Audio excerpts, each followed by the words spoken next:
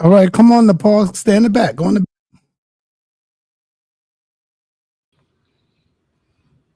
Listen, don't do that. I'm trying to tell you something, son. Never. Hold Sister on, hold Noble on. was on the. Oh, Oh, there she hello, is. I was just telling him that you were on the other stream in the backstage. I didn't even see her. Yeah, I was trying to tell you. Peace, Sister Noble. It's nice to see you, Alberta. How you doing? Peace. I'm fine. So I was just letting you know that she was on the other stream, but she figured it out. All right, peace. Okay, there you go. All right, thank you, Nicole. Now we waiting on my other sister. She should be here in a minute. Okay. All right. I had to get something to eat. I had to eat. That's good. That's good. You work tomorrow or you off? I'm off tomorrow. Yeah, I'm off tomorrow. Okay, that's good. I had to get something to eat right quick because I just had to eat. But other than that, how you been doing? I'm good. Let me. Hey, Suntan want to show you what he got. Suntan, you can show it real quick. All right, put it up. Hi, how you doing? Hey, hold on. You see that? Yes. And this is my other book right here. Show my book, Sinetta. We got you covered. I see it. All right. Thank you. Yep, I'm gonna sit down and have me a cup of tea and go through it. Hey, have anybody else supported you so far since you've been on the channel? Donation wise, Alberta? Yeah, that's good. There you go. There's some static in the background. Well, no, I don't hear no static over here. I guess it's me. It might be me. Yeah, but we don't hear me. Okay. Let me hold on for a minute. It could be me, but let me see. Would you like time to speak? Like both of y'all will get time. I would say 3 minutes apiece. What do you think? That way nobody don't dog the conversation. Let me drop back out because it might be me. Okay, go out and come back in. There's some sort of delay. Going on. So let me just go out. I'll come back. Okay. Let me go out because it might be me.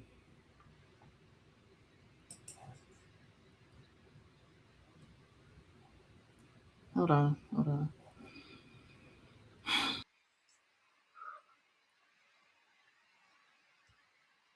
Can you hear me? Yes?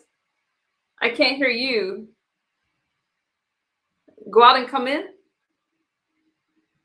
Okay. I don't know why I can't hear you.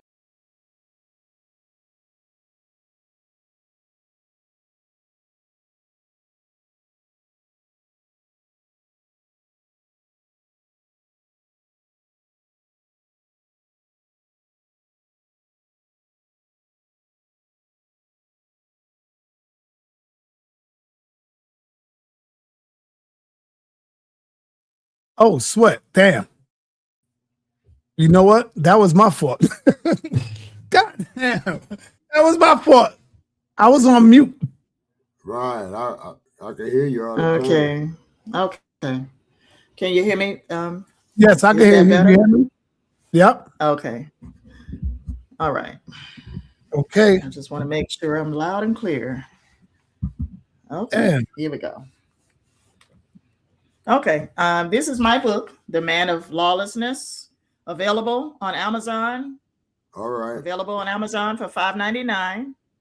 Okay. An ebook also for $1.99. And what's the premise of the book? The Man of Lawlessness is about the end times, the Antichrist rising to power. It's about the Antichrist. Okay. And and his rise to power in the last days, and And that's what it's about. That's about it. I don't want to tell Yeah. everything. I want people to go look it up. Yeah. Yeah, I want people to go look it up for themselves. All right, you hear me? I can hear you. Can you hear me? Yes. Yeah, I hear you. I hear you. Okay, so once again, we got Miss Nicole in the building and Miss Alberta Unplugged in the building. And what we're going to do is we're going to have a sister conversation, a sister talk. This is not a debate, it's a conversation, though. And we know conversations do turn into debates and discussions. We're going to get in with that. And what is the topic? Let me show the people the topic real quick so they know what we're talking about. I came up with the topic, and it's why I stand with Donald Trump, why I don't stand with Donald Trump. So we're going to deal with some of his political stance and some of the things that we are pros and cons against. And I think I'm going to put on you sisters 2 minutes apiece to talk. Or y'all want 3 minutes to go back and forth so that we can have equal time. Huh? 2 minutes is good. All right, 2 minutes so that y'all both can have equal time. And while we waiting on that, let's hear it first. Yeah, we're gonna get started right here, y'all. We finally got them in the building. Yeah. The HOK is the toughest environment. Remember that, the toughest And at your environment. own risk is the toughest environment. The HOK is the toughest environment. Yeah, stay strong, don't cry. It's the toughest environment. Yeah. No handouts here. You have to earn your respect. And when you do, you make they ass regret. They call it the toughest, and the title is earned from the bridges we crossed and the lessons we learned. In a cool-blooded kingdom, a concrete cage. Muslim, Christian, Israelites step on the stage. I dare you. I dare you. I dare you. I dare you. In a cool-blooded kingdom, Sonata created. HOK, where you can't fake it. The HOK is where you fight back. No room for error, no window attack. It's a masterclass, how you handle the heat. Where the pedigree is written on the concrete streets. Toughest environment, yeah, we know the score. Locked in on debate and asking for more. The HOK is the toughest environment. Enter at your own risk, it's the toughest environment. The HOK is the toughest environment. Stay strong, don't cry. It's the toughest environment. Yeah.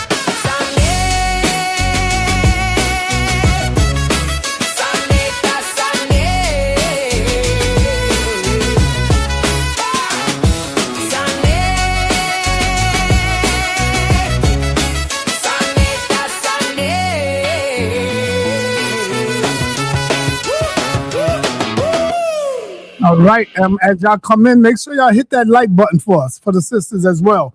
Hit that like button. And Nicole, I would like to pass you the mic first and let you start off with this conversation. Why do you stand with Trump? That's it. Let's get it.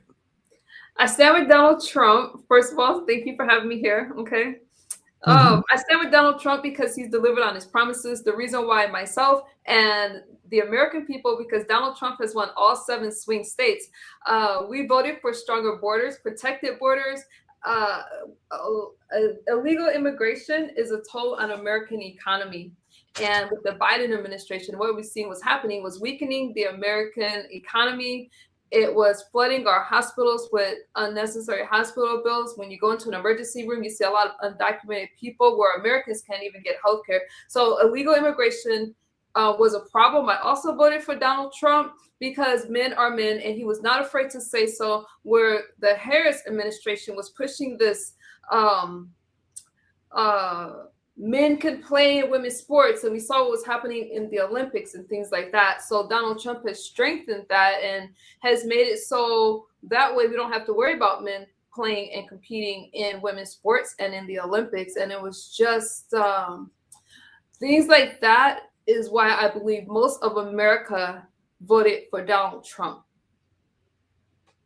All right. Did you say that men can't play in women's sports? Men should not be able to compete against No, hold up, Roberta. What did you say that, Nicole? I got a men lot of compete against static. Women and women. I'm sorry. I'm sorry, I got a lot of static in this. That's probably a shortage I in heard your half of headphones. what you said. It's probably on my end. Yeah, it is. It's on your end. Yeah. Take out one side of your already headphone. going bad. Just take out this one is side. already going bad. Let me Take just one let me side go off back the out. Yeah, take one side off the other side of your head. See if that's in there. Or maybe no headphones. How it sound? It's still static? What if you take the headphones off and just use no headphones? Yeah. Hold on for a minute. It's still static. What if you don't use no headphones? Any other time I would have it wouldn't have had I wouldn't have had. You got a shortage in Can I this. finish my point since she's having problems? Yes, go ahead. Finish your point. Okay, let her get herself together. With people coming into this country undocumented, a lot of children are being trafficked, they're unaccounted for, and crimes have been, at an all-time high. So it's really important to protect our borders. I can't just enter another country the way that I want. I will go to jail, if not prison. She can interrupt me whenever she's ready. Yeah. Donald Trump has also he's also fought the drug cartels. He's fighting them hard. Drugs have been lower with fentanyl coming into the country, and he hasn't even been in office for a full year yet, and he's already accomplished a lot. Okay. He haven't been in the office for a year, and he have accomplished a lot. Alberta? Yes. My response to Miss Nicole, why I don't stand with Donald Trump. I don't stand with Trump because, for one thing, he cut Medicaid. He cut billions of dollars from Medicaid and Medicare. He cut billions of dollars from SNAP. He cut billions of dollars from these social programs that people desperately need. I mean, there's a lot of people that are not in good financial positions to afford to pay a lot of money for their healthcare premiums each month. So Obamacare gave a lot of people access to affordable healthcare. And when those tax credits expire, which will be tomorrow, a lot of people will no longer have access to affordable healthcare through the healthcare marketplace via the tax credits. That's the main thing that I'm concerned about. Not only for myself, but for a lot of other people. I don't need health care. I'm in a pretty good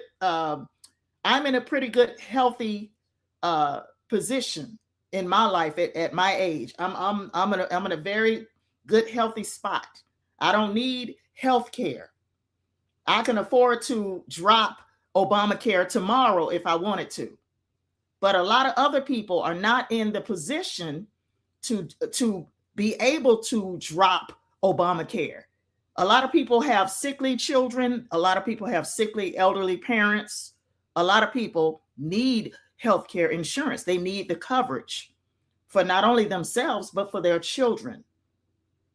And by him cutting billions from Medicare and Medicaid and cutting the tax credits altogether because he really wants to eliminate Obamacare, that puts a financial burden on a lot of people in this country who will not be able to afford health care moving forward as of January 1st, All right, 2026. Tom. Ms. Nicole, your response? Donald Trump did not cut Medicare and Medicaid, and Obamacare has the highest premiums. Obamacare put a toll Obamacare is not affordable for a lot of people. Premiums are much higher than it would be for an average hospital visit. I work in a Medicare system. I've seen it. A lot of people had trouble with Obamacare. There's a select few that gets it for very low, but the average person has to pay more for Obamacare. It's cheaper to go to a medical clinic where the average cost of that visit is like $72, $75. It's even cheaper to go to an urgent care. That's part of the fear mongering that comes from the left, that Donald Trump is cutting all of these things, but yet people are still getting their Medicare and their Medicaid benefits. It has not been cut.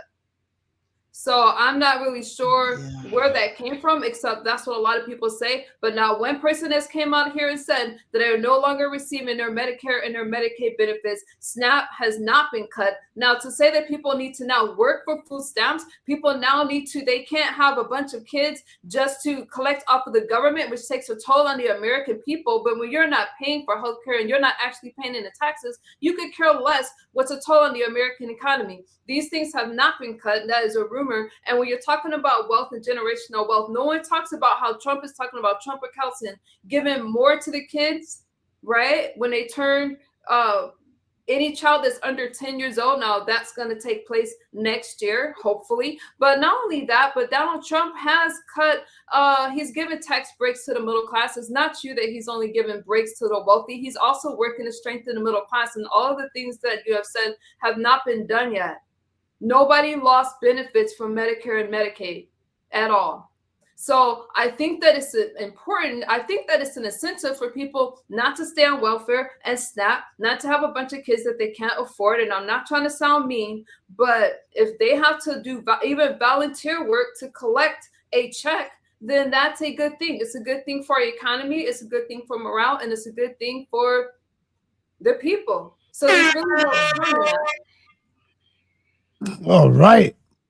Miss Alberta, you got the floor. It's a lot of people. Oh, Lord. Okay. I can barely hear anything.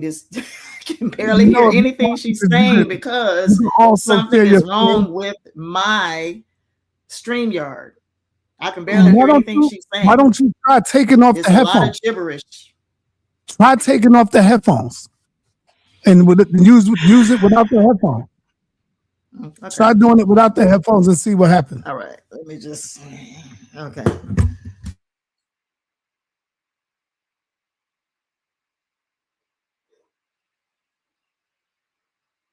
Can you hear me now? Yes, I can hear you. Nepal, you there? Okay. Yeah, I can. Yeah. Okay. Yeah, I'm here. I'm here. I want you to bring some questions for the sisters as well, and let them both speak on it. Yeah, like if you ask them a question, go ahead. All right, go ahead, Alberta, Miss Alberta. Yeah, I didn't hear anything. I didn't hear anything she said. It was a lot of stuff that just was cut out. I didn't hear anything she said. Anything. Okay. But I will. You want to try to start over now? I will try to respond to something I think I heard her say. Can you hear me? Can you hear me? A lot of people. Yeah. A lot of people. All right. Would you like to start over? Would you like to start over? If I can hear, I would like to start over. If I can you hear me now? Nice. You can hear now. Okay. All right. All right. Go ahead. You can set it off then. Go where you want to go. I just want to make something very clear. I don't hate Donald Trump. I really don't. I just don't think that his policies are helping the people at the bottom, the very bottom. They may help you because you're the middle class, but I'm not the middle class. I fall under a certain level of income. I'm not in the middle class. So his policies, like the Big Beautiful Bill, for instance, his policies are not going to be very good for people like me because I fall below a certain income bracket. And for him to cut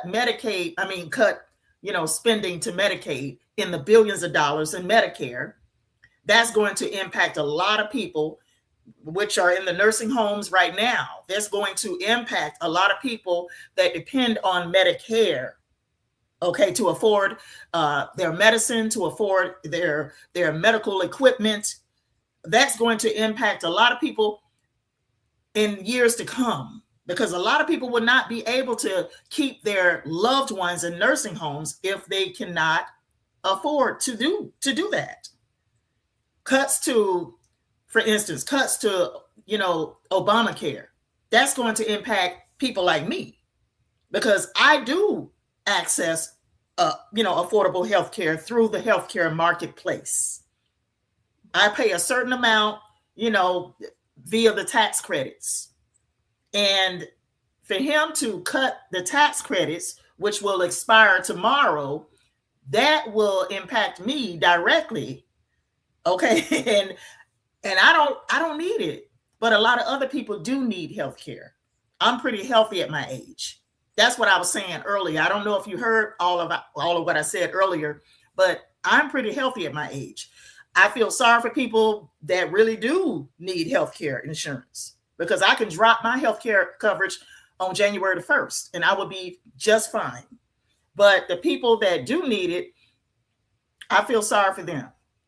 And I just think that his policies are detrimental to this country. I think that the Big Beautiful Bill, it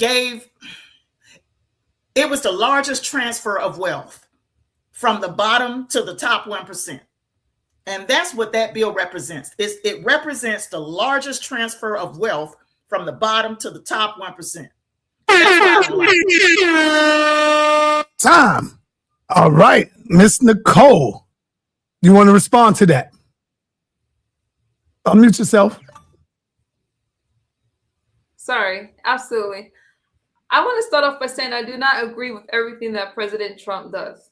I don't agree 100% with what any president does. I would like to know if you have, and you don't have to answer, if you have read all of the Big Beautiful Bill. The problem with Obamacare is it's not affordable for everyone.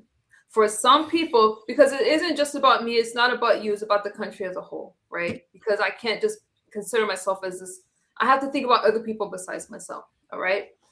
So it's not affordable for a lot of people. If I use Obamacare, it's not affordable for me. I'm better off just paying for a visit. It's not affordable for a lot of Americans, but put that all aside. You keep mentioning Medicare and Medicaid, but Donald Trump hasn't cut Medicare and Medicaid.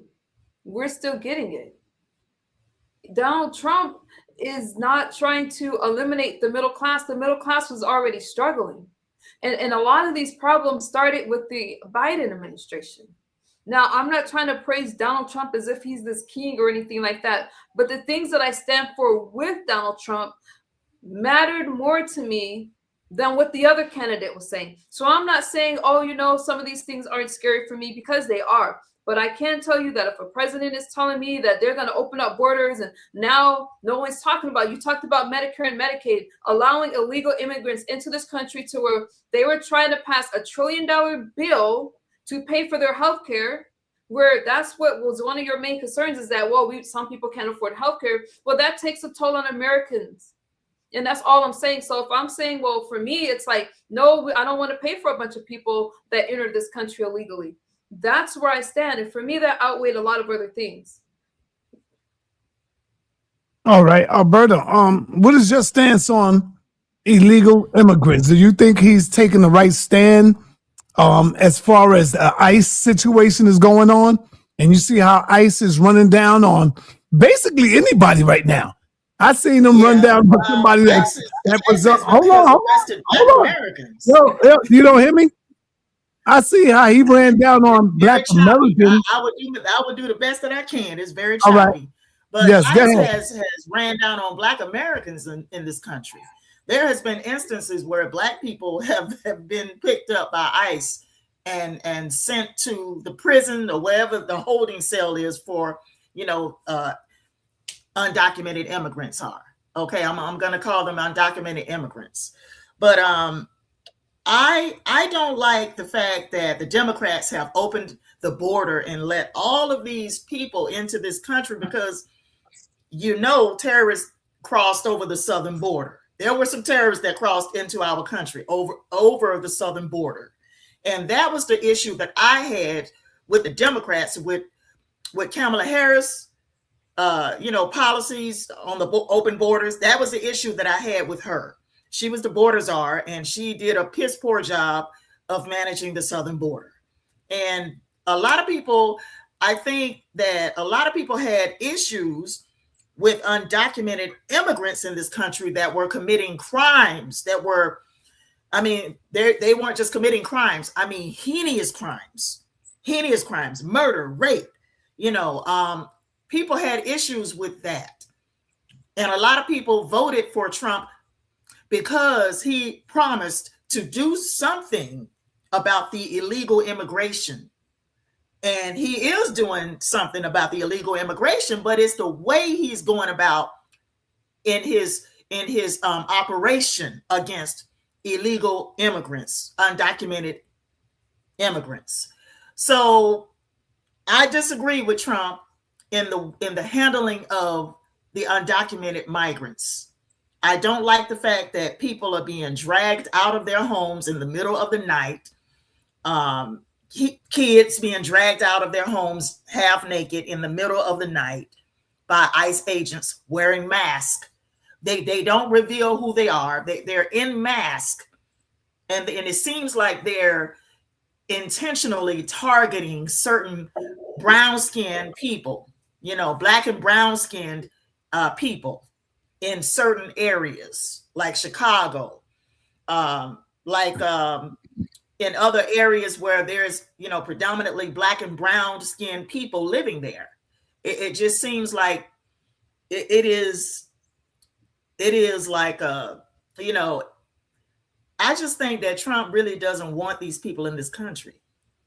I really don't. I think he doesn't want anyone in this country except maybe white people. That's just me. That's what I think. All right. You want to respond, Ms. Nicole? I want to move legal immigrants out. When we voted for Trump, that's why Donald Trump won the swing states, because of what the impact has done on the American people. I can appreciate the sister for saying that she sympathizes with how some of the cases have taken place, because I have a heart for people. But overall, if you enter the country illegally, then you broke the law. I didn't make it that way. If I commit a crime, I'm going to be separated from my children. If I broke the law, I'm going to be separated from my children, and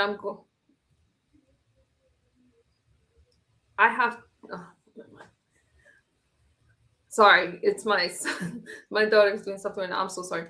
If I broke the law, I'm going to be separated from my children, right? I'm going to be separated from my family.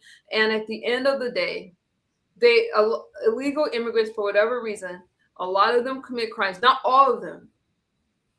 And I believe that a lot of the cases that the news choose to show you makes it more extreme, because not everybody's getting dragged out of their home. You got people waiting to enter this country legally, and it's unfair to people that's going through the process the right way to have somebody else just decide to cross any way that they want, and then want to be taken care of by the American people. And it's unfair that they can get medical benefits and everything else that regular Americans can't get. All right, Nicole, you want to? Right back. I have to deal with my family real quick. I'll be right back. I'm still listening. All right, Nicole, you want to bring forth a question? Hold on, sister. Hold on. Nicole, you want to? You want to bring forth a question to them? Sure. After Sister Noble makes what she wanted to say something, I want to ask a question to both of them. Thanks, Senator. Go ahead, Sister Noble. What were you going to say? Hold on. Wait. And then we got seven in the building. Yes, I was going to say to Nicole, it's not fair that they give other people a leg up over us. That's not right. I agree with her on that. That is not fair. that the Democrats allowed all these people into this country and gave them a leg up over Black people in this country, in a sense. And they did that for 4 years. They did it for 4 straight years. Since 2020, they have been doing that. And that's why a lot of Black people in this country lost loyalty for the Democratic Party. A lot of Black people, because of their policies, because of the open border policies.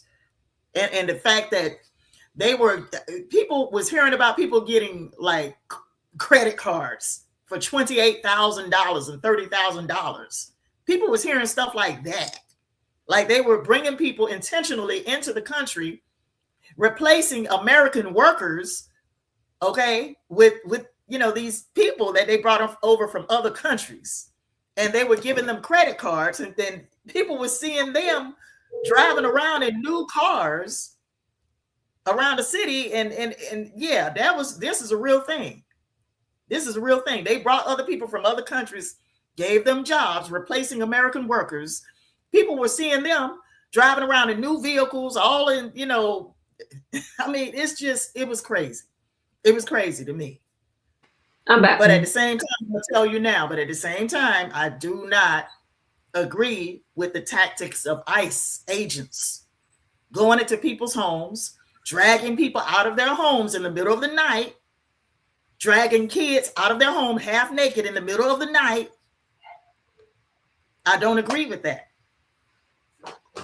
I would like to bring, since we're on the topic, about All right, yeah. Here they go, Nepal. They both here now. okay, great. So You can ask them a question.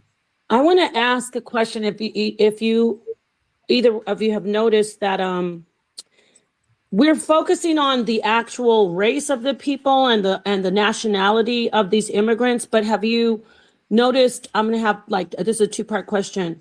How do you think the economy has been affected by drastically removing a lot of these people who were migrant workers, the construction workers, building the actual infrastructure of our country? How do you think it was affected? And have you noticed that those particular workers who happen to often be from Latin American countries, have you noticed those immigrants were targeted by ICE?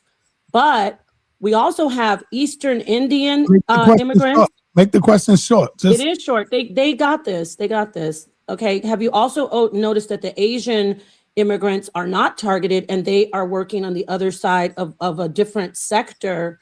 And they are like in Silicon Valley. They're in the healthcare. We have a lot of immigrant doctors in healthcare, lots of them.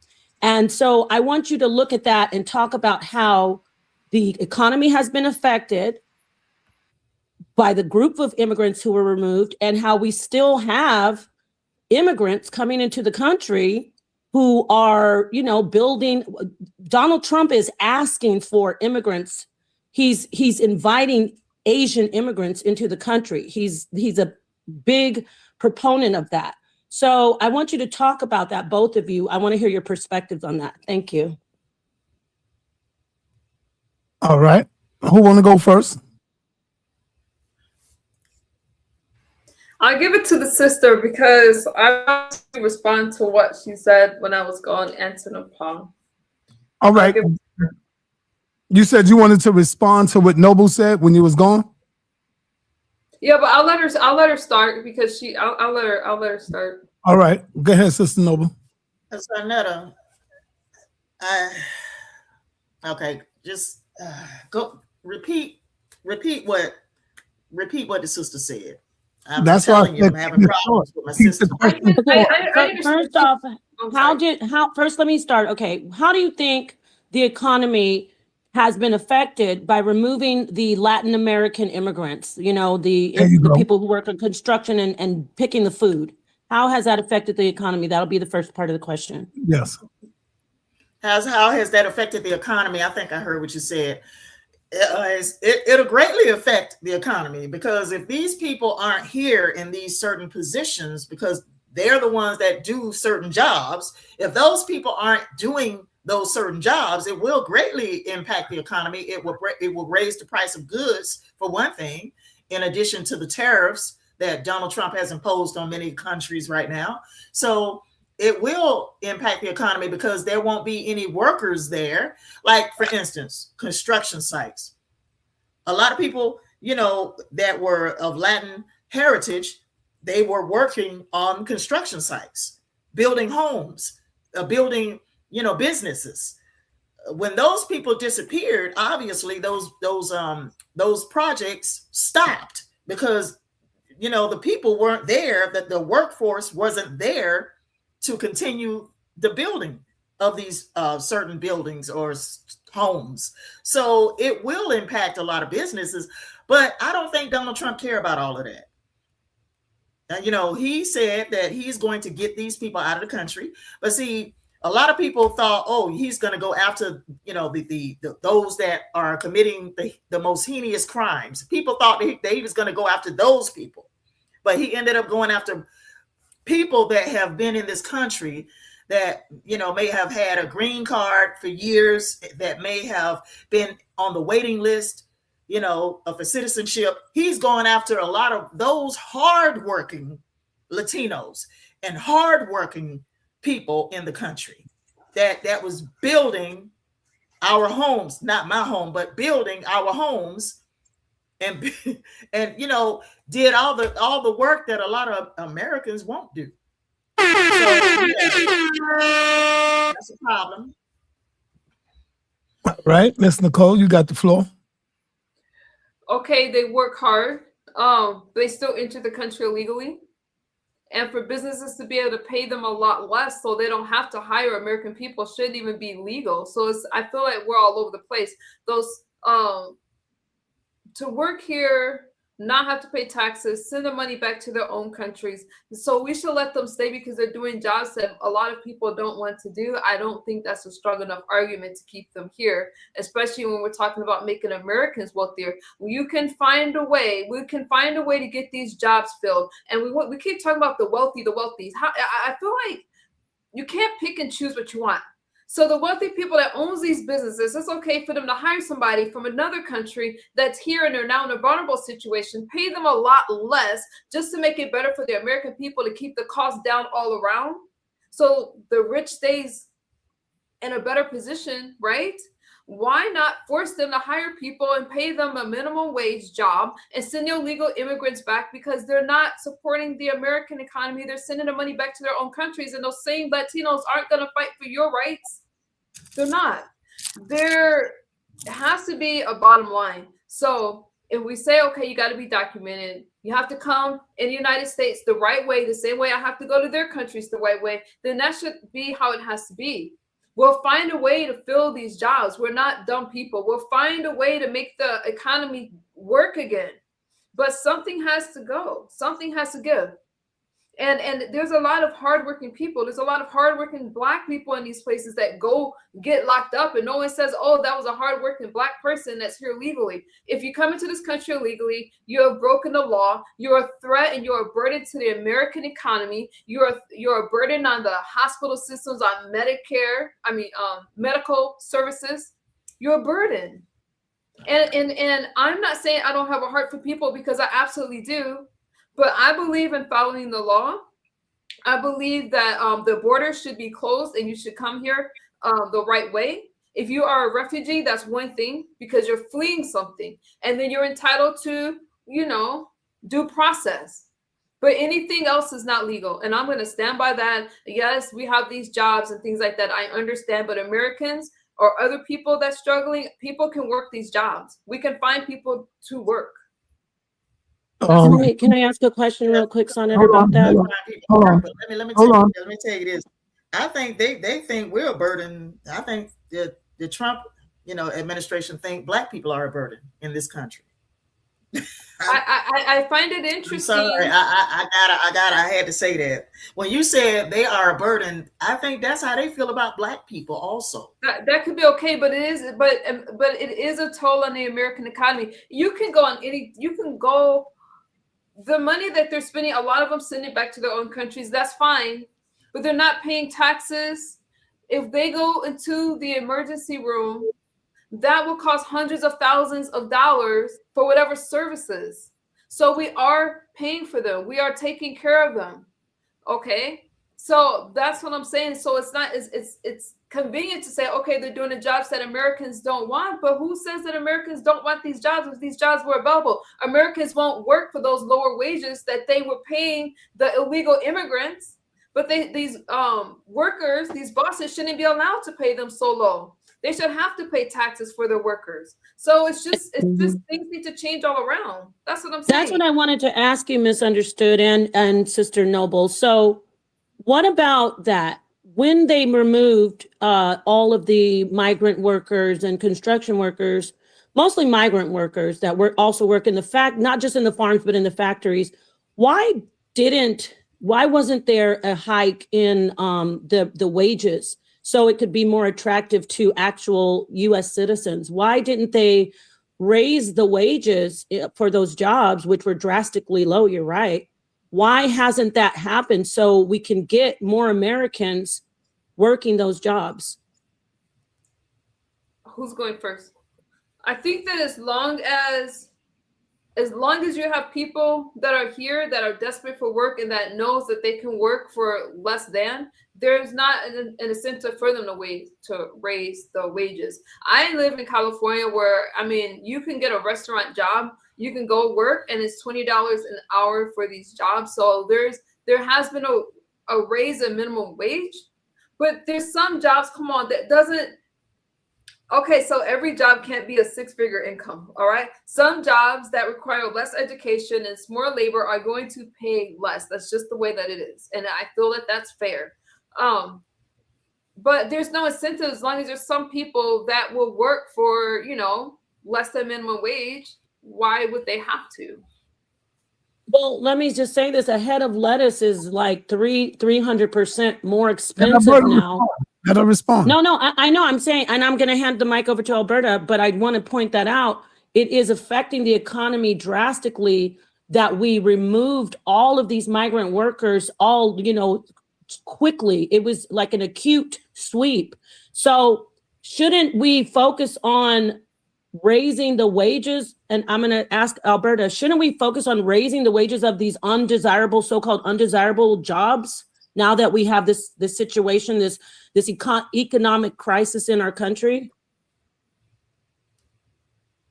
I mean, that makes sense. That makes sense, Nicole. I mean, they should focus on raising the wages because the price of goods have gone up. The price of everything has gone up. The rent has gone up. The price of electricity, gas, everything has gone up except for the gas at the gas station. I'm saying it's about the same where I live. Okay, it was about the same as it is when Biden was in office. So, but everything else, the utilities, everything has gone up. So yeah, there should be a more concentrated focus on raising the wages.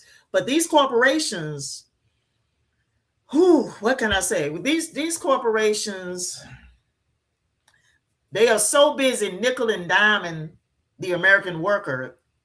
That is why they would rather have undocumented immigrants working so they can pay them less.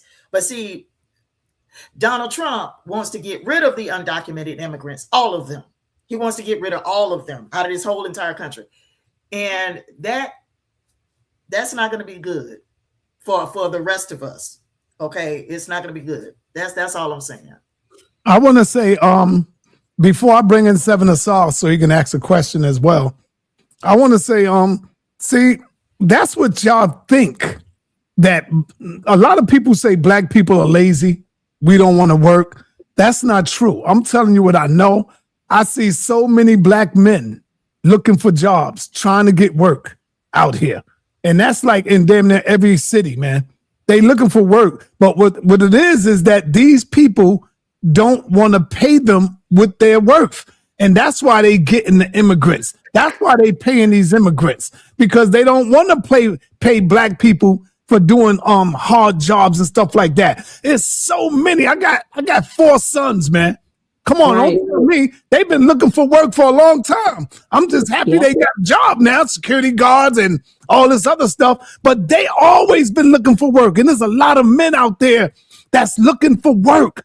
You see? But they just don't want to pay them that. So they bring in the immigrants and they pay them money. So that's why Absolutely. the economy, I would say, it could be falling because they don't want to pay black people. And they got to But I keep, will, also, they got to keep black people down a little bit. We don't want them to get too far. Yeah. Go ahead. and Sonetter, also, I'm going to hand this over to Misunderstood to respond to this. With her standing in her position, the Americans, black, whatever you are, that don't speak Spanish, now you can't even get a job as just a regular, layman job if you don't speak Spanish, which is like, come on.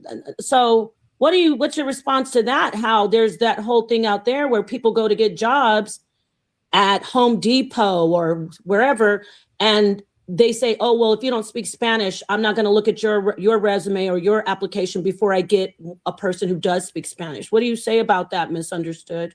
Okay, that was allowed during the Biden administration. Donald Trump declared English as the national language. So it will not be penalized against you if you cannot speak Spanish any longer. That was one of the first things that he's done when he was in his America First campaign. So English is the language that you have to speak to work these jobs. So, I mean, if you don't speak it, fine, but you're not going to be penalized because you don't speak two languages. Okay, that's one of the things that he's done. So we spoke about blacks not being able to get jobs, and they can. So if you remove illegal immigrants, because as long as they're here and you're allowed to hire them, whether legally or illegally, it's going to be done. Without them, then these jobs are open for blacks and other people to take these jobs because they're going to have to fill these jobs. And these companies are going to then be forced, without the option, because you remove the option, they will be forced to pay the legal minimum wage.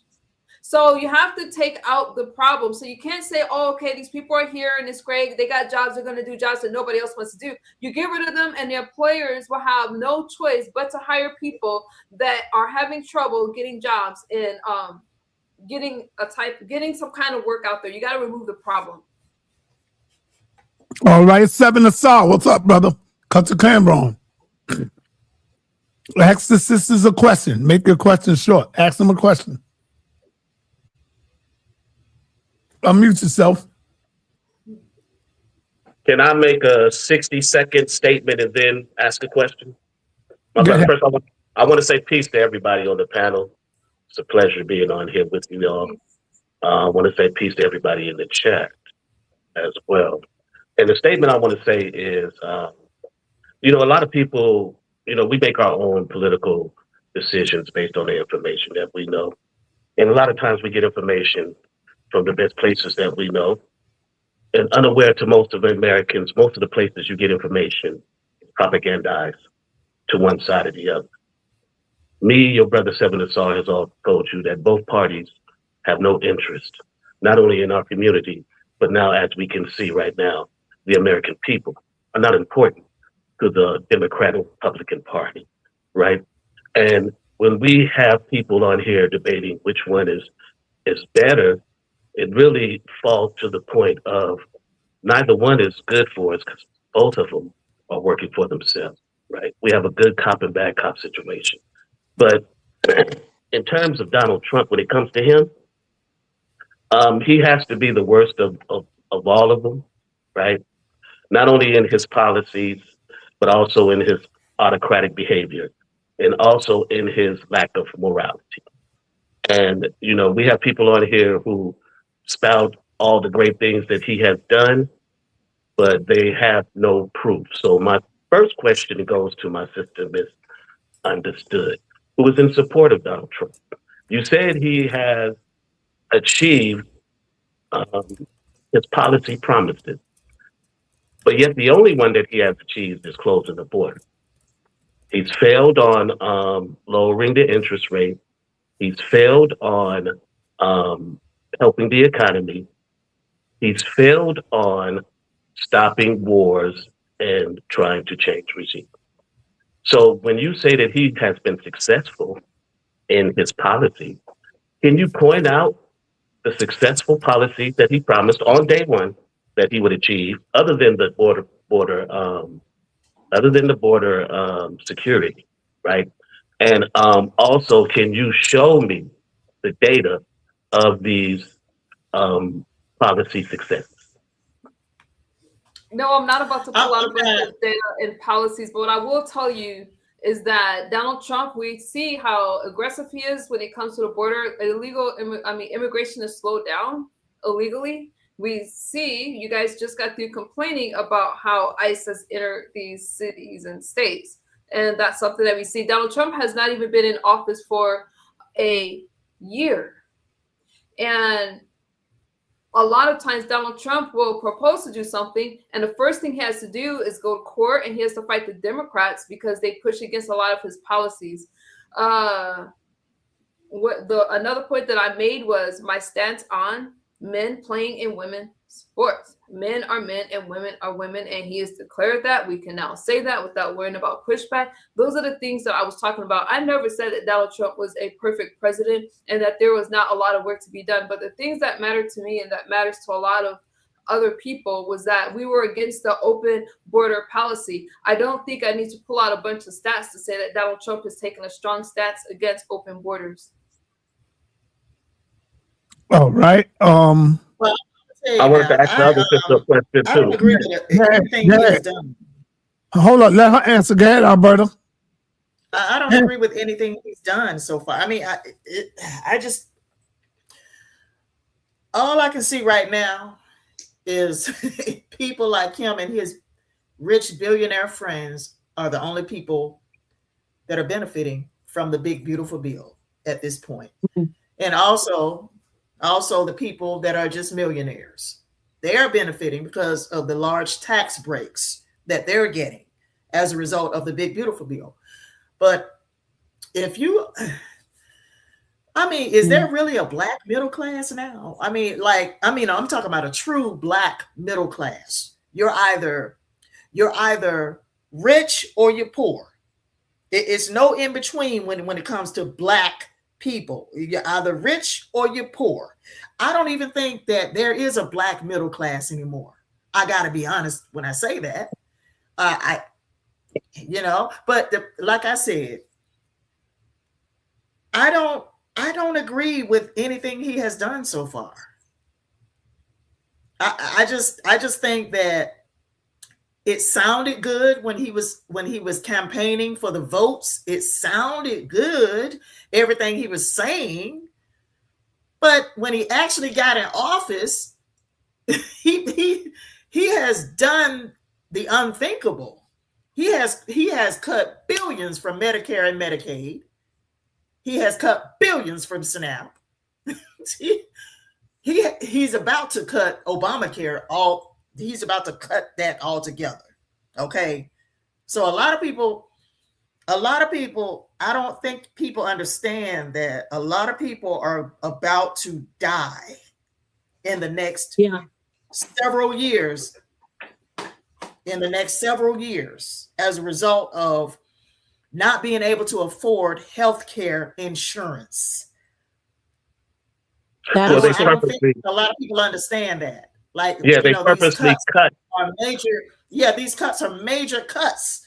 These cuts are going to impact a lot of people in this country. I don't think people understand that.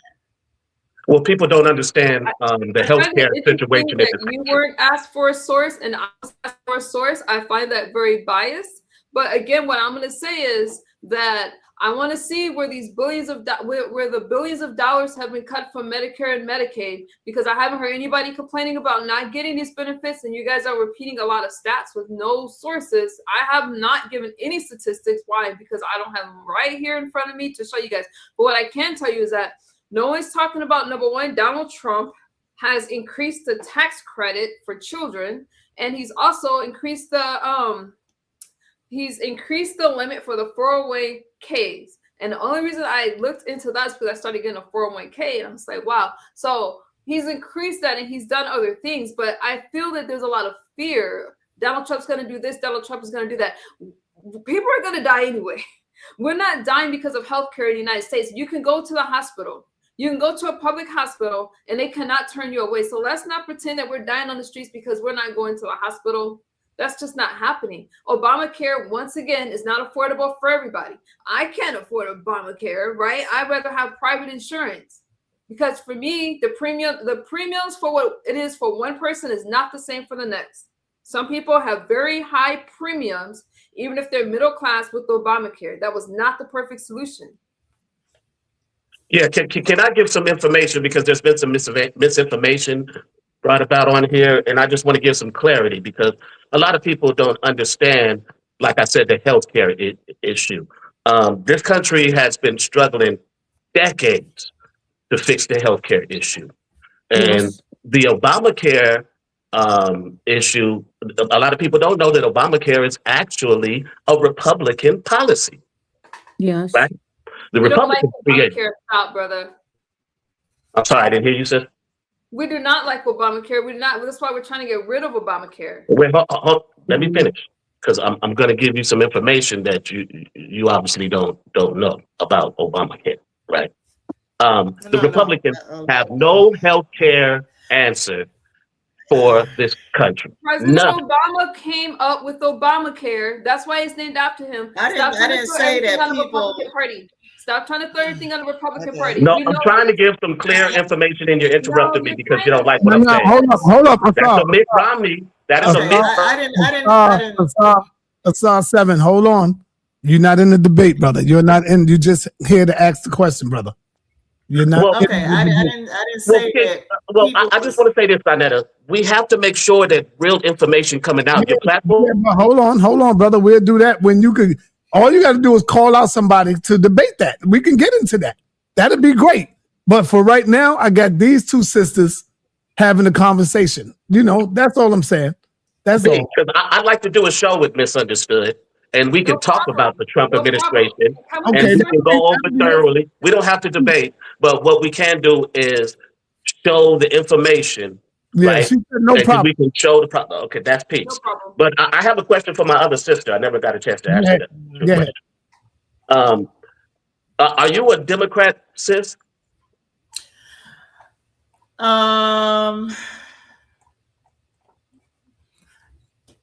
Bruh, I'm sorry. I'm gonna tell you right now.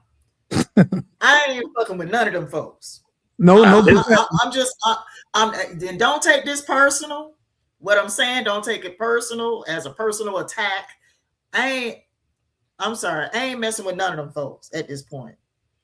I don't want to be bothered with none of them. So what do you think the solution should be for us? What do you think the solution should be for us when we look at both parties? What do you think the solution should be for us, the Black community, when we look at both parties and we see the fallacies and the lies and the propaganda from both? How can we move forward in this country? Bruh, I ain't got no answers. Okay. Let me ask. I just know that.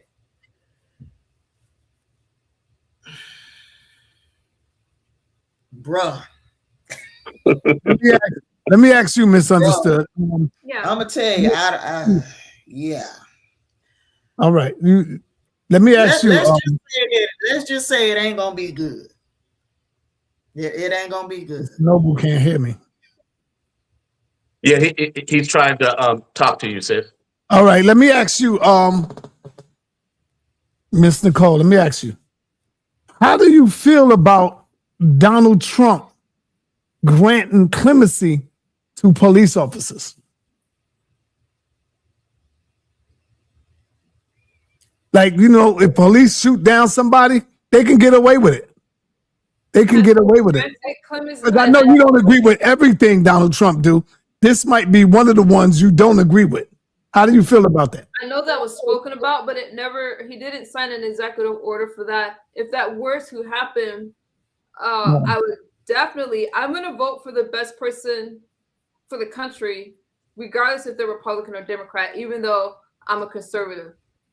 It's obviously problematic for police officers to have clemency. Well, we see what happened with Sandra Green. We see what has happened to Black people. There's no way I could support something, but we also know that the police officers have a racist past, the way that they started as slave patrols.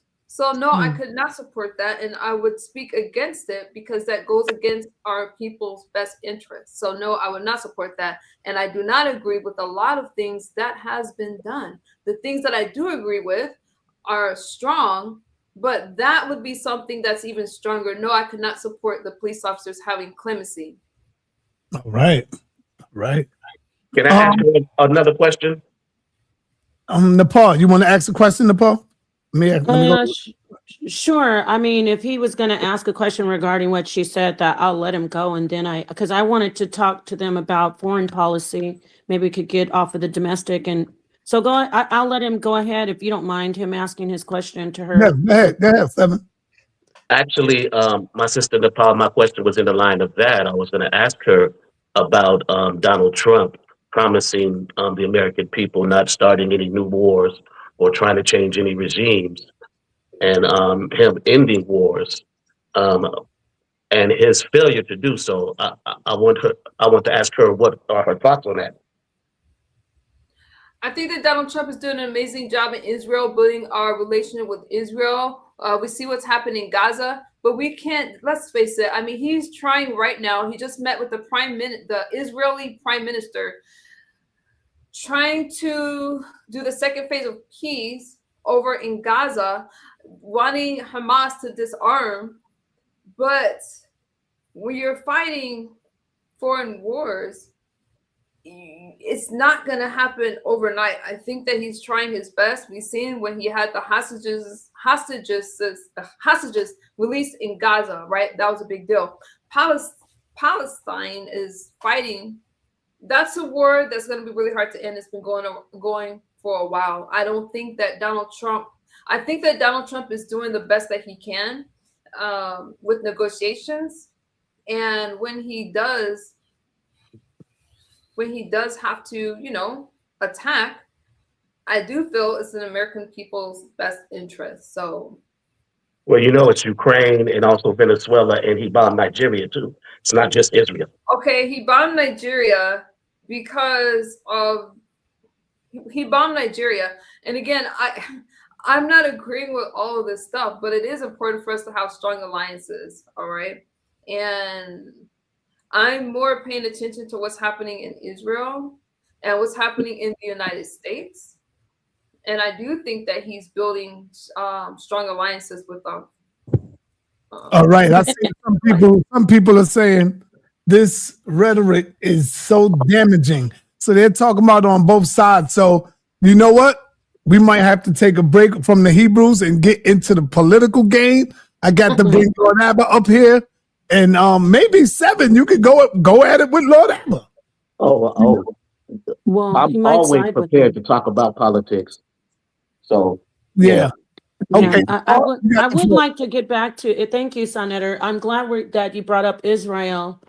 Can we address the fact that the government, whatever government, it doesn't matter if it's the presidency of Donald Trump, all our presidents and all for decades, we've been supporting Israel by the billions. Facts. The billions with their so-called defense. And the thing that's going on in Palestine, we do have Netanyahu really trying to basically ostracize the entire all journalists. He doesn't want us to see what's actually going on. As far as saying we're working with working with Israel, do you see any type of imbalance there, or for both of them, Alberta, Sister Noble, Alberta. I got that from Sonnetter, sorry. Alberta, Sister Noble, and Misunderstood. Yes. Do you think that maybe we should maybe redirect those billions toward domestic and open up more about how Palestine is not even getting to the government's ear there in Gaza? Great question. Nepal, that's a very great question. The United States government is complicit in the genocide of Palestinians. Facts. Let me repeat it. The United States government is complicit in the genocide of Palestinians right now. I am not on board with that. As a Christian, I reject the genocidal program that is happening against Palestinians. And I can say that as a Christian. Those are human beings. Those are human beings. And right now, I'm very irritated and frustrated. Look, I haven't been having a bad day today. I mean, I'm sorry, I haven't been having a good day today. It was a bad day today. But let me tell you this. I wanted to come up here and do this because I needed to. And I'm glad I did. Listen, the United States government, because of this Christian nationalist movement, the United States government is hook, line, and sinker when it comes to Netanyahu, when it comes to the Israeli agenda, when it comes to even their long-term support, financial support of Israel because of the Christian nationalist movement. Because I'm talking about the Christian nationalist movement. I'm not talking about true Christians. See, true Christianity has been overshadowed by the Christian nationalist movement in this country.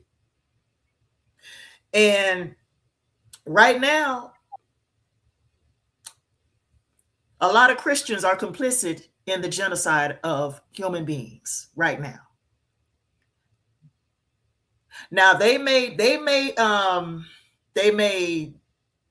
not feel like they are.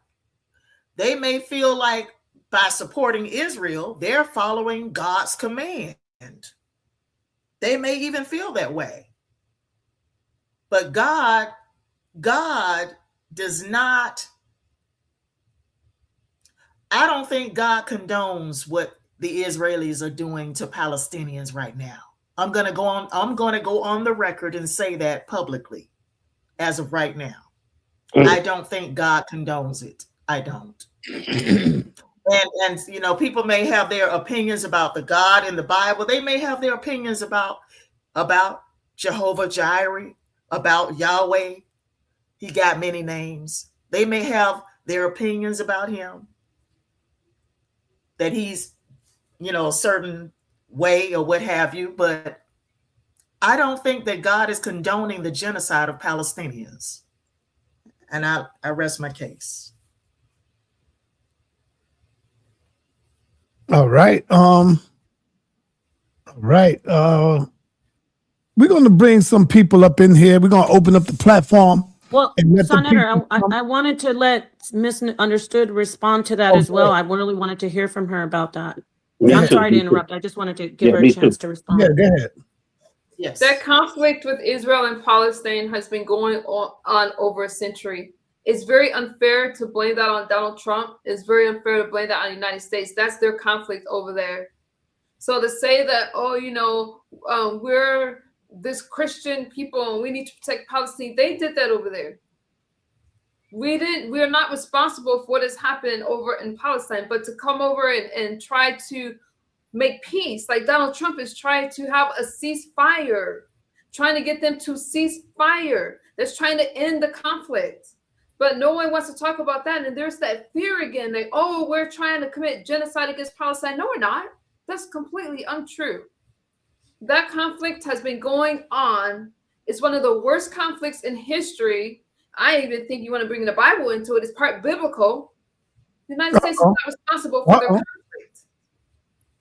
Yeah, it has been going on for decades. I'm just wondering when Donald Trump is going to, because he's saying he's making all these changes. He came in gangbusters about the immigrant situation. Why is he, like she said, he's making America, United States, complicit in, it is genocide. If you look at it, they block They're blocking the aid, the medical aid. They're blocking the food transports. An American student went over there in Gaza to protest, and they didn't know she was American, and they unalived her. So these are the things that unfortunately, it's deeper than Donald Trump, but he is the president right now. And I will say, you can respond to this, both of you. I love hearing from both of you. But the media is being run by Israel. We have to if he's coming and making so much changes, could he please stop letting Israel run our country? The Zionist? He's complicit. All right. Yeah, who want to respond? Which one of y'all sisters want to respond? I'll let her respond, but I will say that I wish that people had these same complaints during the Biden administration. I find it interesting that now we have this outrage because this war has been going on, like I said, for over a century. And now it's, we're committing genocide against Palestine. The Americans are not doing that. We're not the ones that started this war. I'll let her have it. But sis, okay. Sis. Mm-hmm. Sis. Okay. Hamas attacked Israel on October 7, 2023. That is when Joe Biden was still in power. He was still in office at that time. But since October 2007, 2023, at some point, maybe 6 months to a year after the attack is when Israel started genociding the Palestinian people. This has been going on for a long time. Donald Trump was just there. And as you said, Biden, a lot of this happened. It wasn't just Biden. I didn't interrupt you though. I'm trying to tell you something. October 7, 2023. Think about it. Biden was in office. And about 6 months to a year after the attack is when Israel started genociding the Palestinians. Who was in office during that time? You cannot blame Donald Trump as much as you want to. Trump was in office. No. Exactly. This Trump happened. was They in were office. fighting since Biden, and they were fighting before Biden, which is why Donald Trump is over there as he's in office right now, and he's only been the president since January. Let me finish because I didn't interrupt you though. I don't understand. Okay, go ahead. I didn't interrupt you one time. Go ahead. Donald Trump was just there making a demand, a call to action for Hamas to unarm. He has said there will be severe consequences if Hamas does not. That's recent. I'm not talking about 2023. I'm talking about 2025. So to want to pin this as Donald Trump needed to do something and end this war that's been happening over a century, that's not practical. But Donald Trump did go over there. I actually covered this on my channel probably yesterday. I played the press conference, okay? I didn't just give words. And he said, if they do not disarm, he's also trying to get Iran to drop their nuclear weapons. That's another story for another day. But he said that this is the second part of the peace treaty that he's proposed. And if they do not disarmed, then he's going to have to take further action and there will be consequences. I think it's very unfair and how convenient to say, well, Donald Trump should have ended this war over in Palestine. That's not practical because we could say that about any president that has come before Donald Trump. Okay. All right. Let me get Mr. Williams in the building. You got a question, brother? Turn on your camera. Yes. But are we? Turn on your camera, brother. Turn on your camera. Oh, all right. Ask your question. Ask your question. So are we forgetting that? Turn on your camera, brother. Turn on your camera, brother. Oh. There you go. Ask your question. Are we forgetting that? Ask the question. I am, bro. Okay, so when did the genocide start? Did it start October 7th? Or did it start? Did it start half a century ago? Because hold on, wait a minute. Because the Rothschilds, they was deciding if Israel was going to take part of Africa. So what president really stuck up for America as far as, no, we're not going to enter these wars,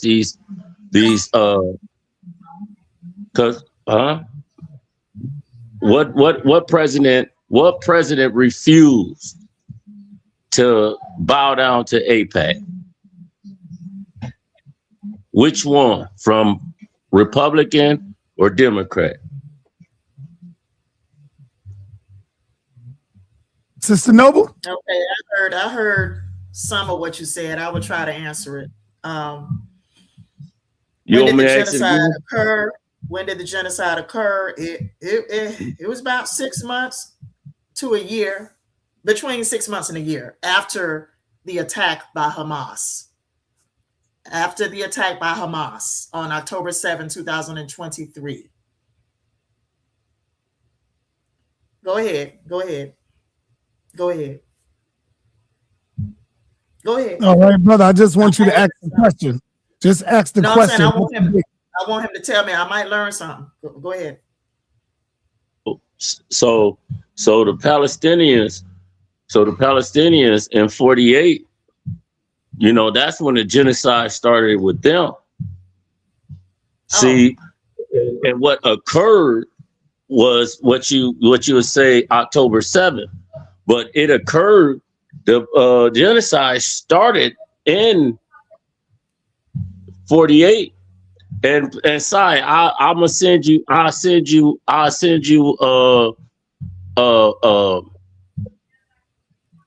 When they was talking, when the rabbis was talking to BB, they were saying that, you know what you gotta do, and Jesus haven't came yet. And BB was agreeing, you got to start chaos. So they trying to rush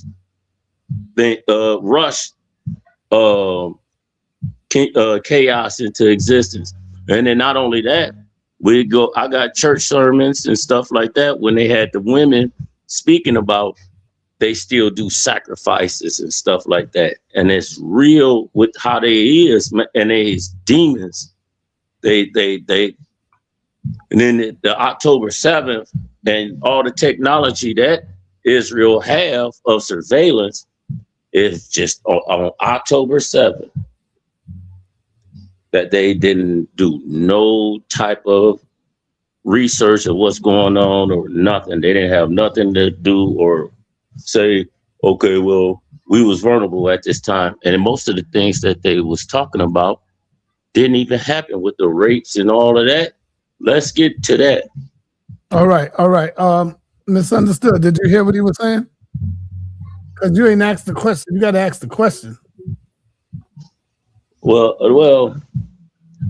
what's the difference? The difference from October 7th and 48, 1948. Which one was the worst? The worst genocide? Well, the affliction on either. Like Nicole, if you got Israel got attacked, and the genocide been starting from 48 all the way up to October 7th. Nicole, unmute yourself. So are you? Oh, good. Go ahead. So is the question, when did the genocide happen with Israel? Is that the question? Yes, that's the question. When did it start? Because it didn't start after it didn't start after October 7th. The genocide started they started genociding the Palestinians.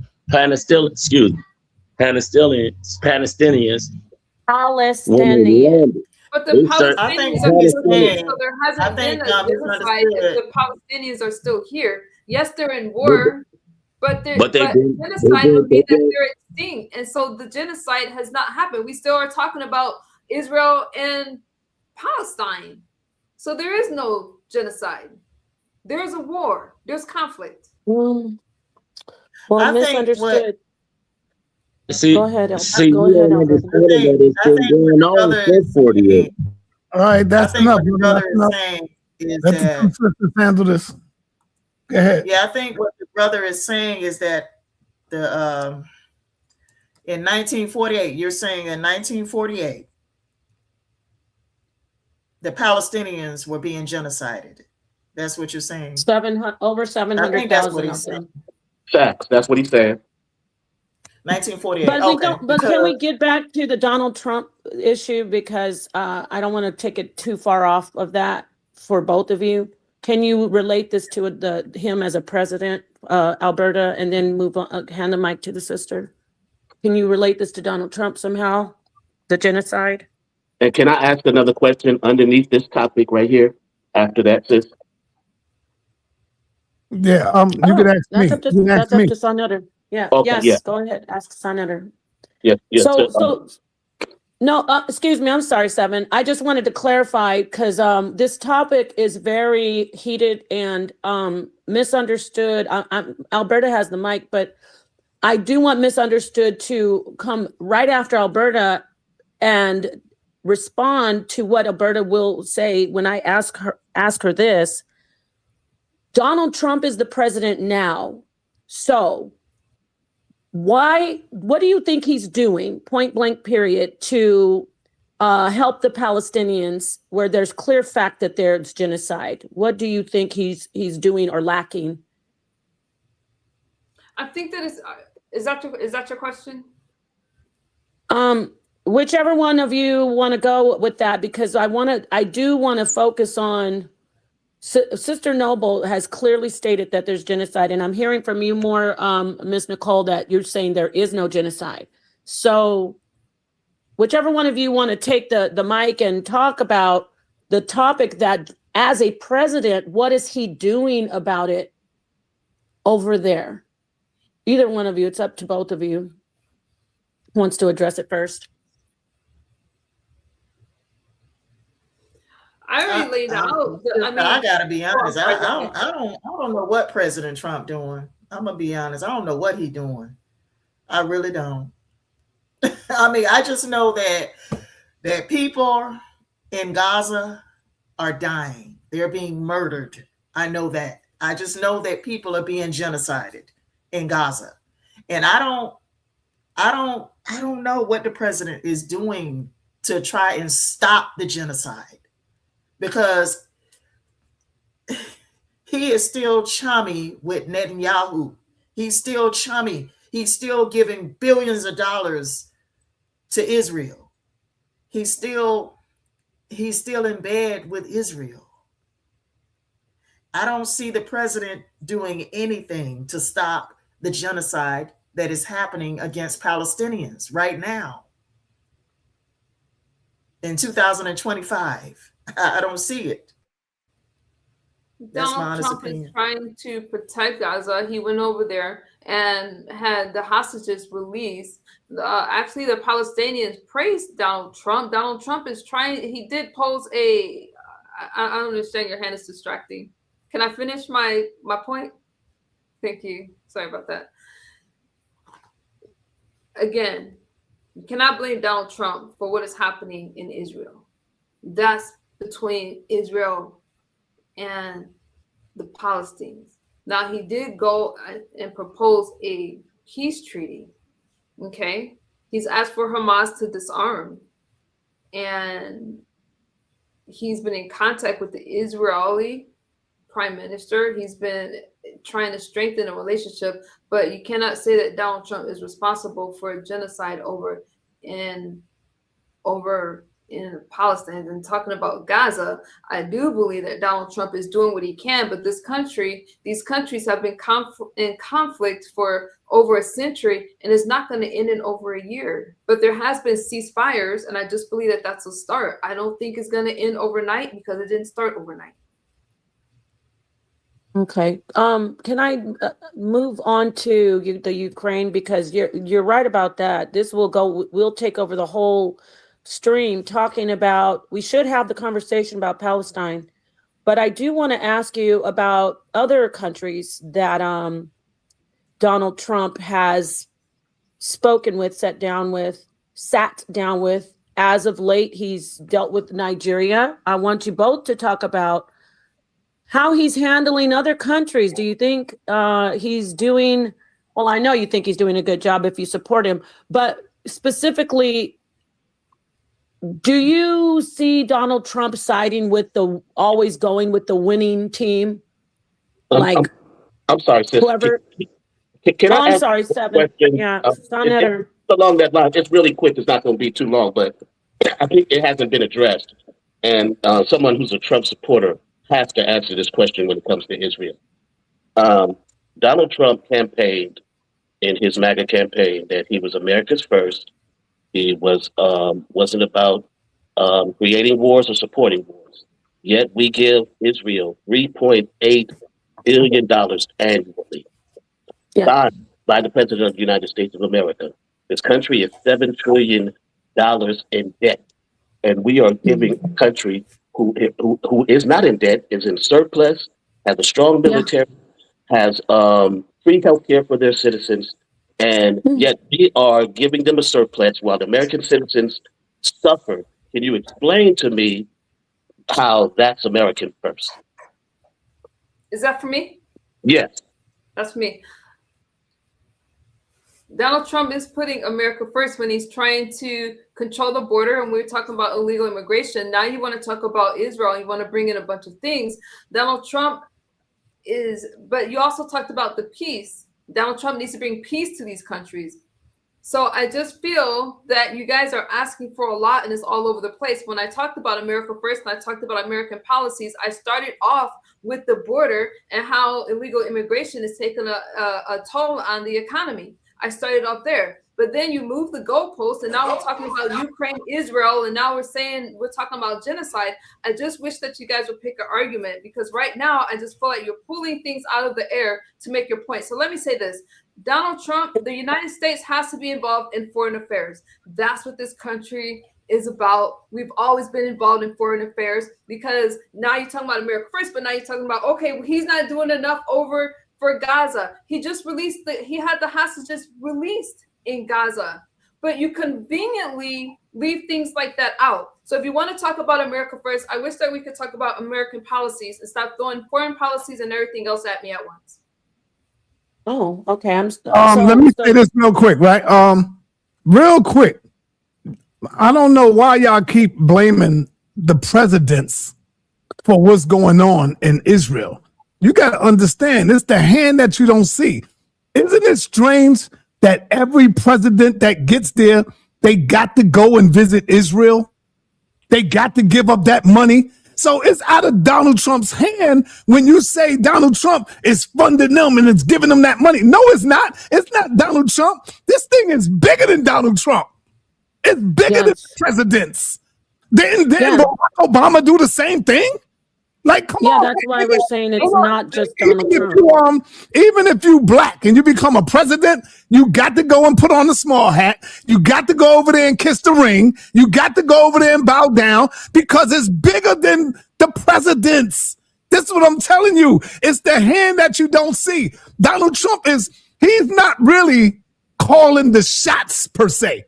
You know what I'm saying? It's like when you look at those of y'all who watch the New York Knicks, we see the coach is coaching, but it's the upper hand that you don't see. It's the people in the office that's telling the coach, do this, do that, run that, make sure you play that player, make sure you do this, take him out. See, that's why they got the headphones in their ears. It's the people you don't see that's calling the shots. That's all I wanted to say. Go ahead, Nicole. Right, and I want to come in and say exactly. So we need, if we're going to realize that, which you're absolutely right, and I think we all are on the same page with that. We understand that. However, we need to not just look. The reason we're bringing up foreign policy is because he's a president who handles foreign policy and domestic. So we need to realize that anything that he does, somebody in the chat said puppet, anything he does, it's not really him making that choice. There's a broader, bigger picture. And so coming back domestically, he's going to side with the big dogs, and the little people. There's a culling going on, everybody. The fat is being trimmed. This has been president after president. But when we know when we have a Republican president, I want the sisters to respond. When we have a Republican president, they start trimming the fat in a different way. The Democratic president, the Democrat, they'll let us just basically overindulge and just open the floodgates. The Republican presidents, they start openly saying, if you don't have the money to survive, then you know, it's survival of the fittest. So Donald Trump, we're talking about him in Israel because we're showing that he only goes with the big dogs. He only goes with those who have the power. He doesn't have his concerns with the underdog. There is really no concern with the average American who is lower middle class and the impoverished American. And he doesn't care. He doesn't care about anything besides he doesn't bite the hand that feeds him. And Israel, the Zionists, are the hands that feed him. And so it's Senator, you're right. It's going to keep on being that way. So when we hear him, people say, oh, he's for the Americans. Really? Is he really for us? Or is he for the ones who are fat and greased up and, you know, sitting under the Zionist umbrella? I'll hand the mic over to Alberta, and then she can pass it to Sister Miss Nicole, Misunderstood, to respond to that. Yeah, I'm a piggyback on Nepal because I don't think this dude is really America first. I don't think Trump is America first at all. I think that his main objective for being president is to get all he can get. His main objective, get all he can get while the getting is good. Okay, while he's on the take. That's what it seems like to me. And I just don't think that his policies are America first policies. I don't. I think it's me first, me and my rich billionaire friends and my rich family. And you know, that to me, I feel like a lot of people was deceived in this country. I think that a lot of his voters are disillusioned right now. Not misunderstood. I'm just saying a lot of his voters are disillusioned right now. I talked to some of them. Okay, I'm on TikTok listening to people complain about Trump. And these are MAGA voters I'm listening to that are talking about how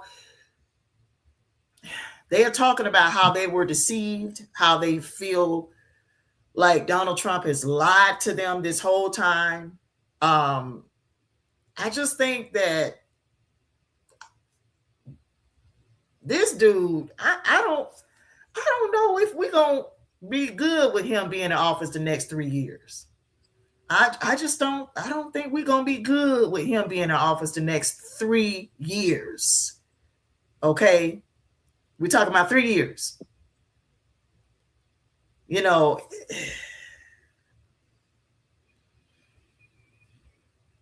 oh Lord, yeah, I'm done. Go ahead. Let's hear from Misunderstood about that. What do you say, sister? Specifically on what I think that is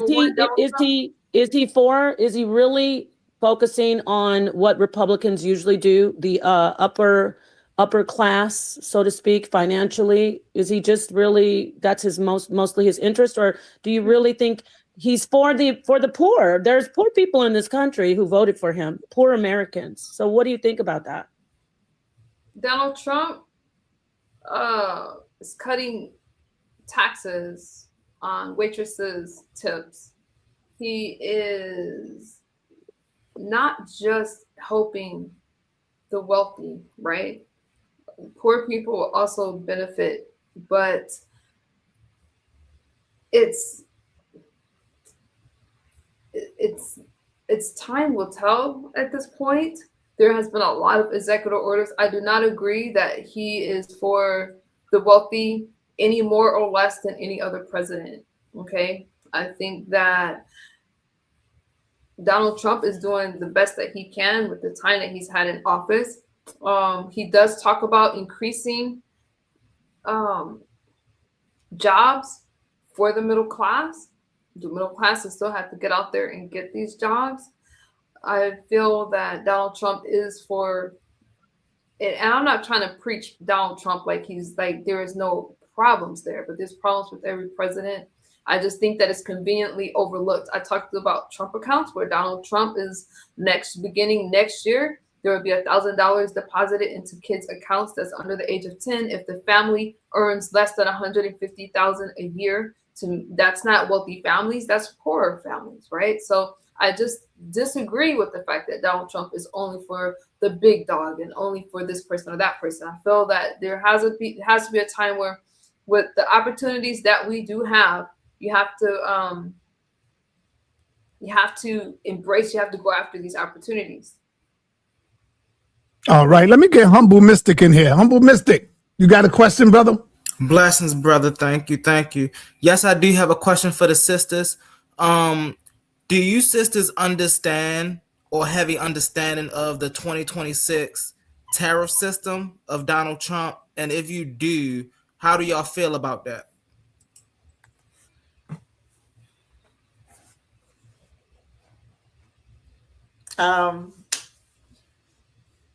Bruh, I didn't I'm gonna be honest, I didn't hear what you said at all.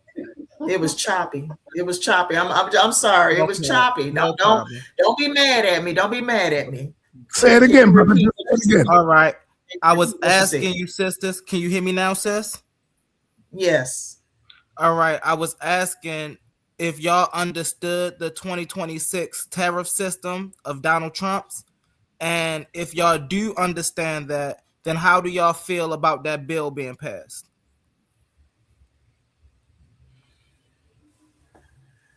Misunderstood. Could you go? Go ahead. You had the mic. You were on the big screen. That's perfect. I'm just playing. Misunderstood. Could you go? Could you answer? All right. Sure. I'm sorry. We're talking about 2026 now. Tariffs are that's a controversial issue, right? I'm not against tariffs. I believe that tariffs brings money into the United States. I understand the fear that goes along with tariffs, but it's unfair that Americans pay the highest cost for prescription drugs, and then we pay more than what other countries would pay for the same thing. Now it's a catch-22 because tariffs also mean that these companies will raise the prices. So if China's getting taxed or tariffed a certain amount, they're going to raise those prices. And then you're going to have American businesses that also will raise their price just to match the foreign prices. So I believe there's pros and cons with everything, but tariffs is bringing money into the United States as far as like for stimulus checks and things like that. I'm not against tariffs. I do think that there has to be, if foreign products are coming into the United States, you tax those products with tariffs. I agree.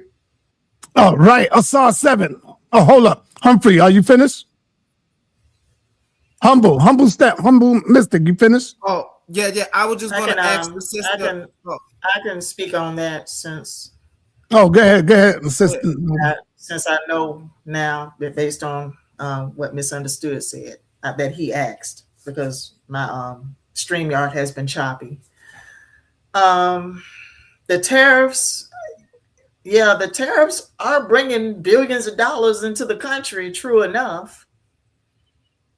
But corporations, if you raise tariffs on corporations, what are they going to do? They're going to pass down those costs to not only consumers. I mean, they're gonna pass down those costs to American taxpayers, not just to consumers.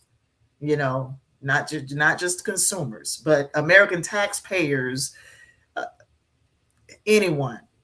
You're going to be paying higher costs at the grocery store.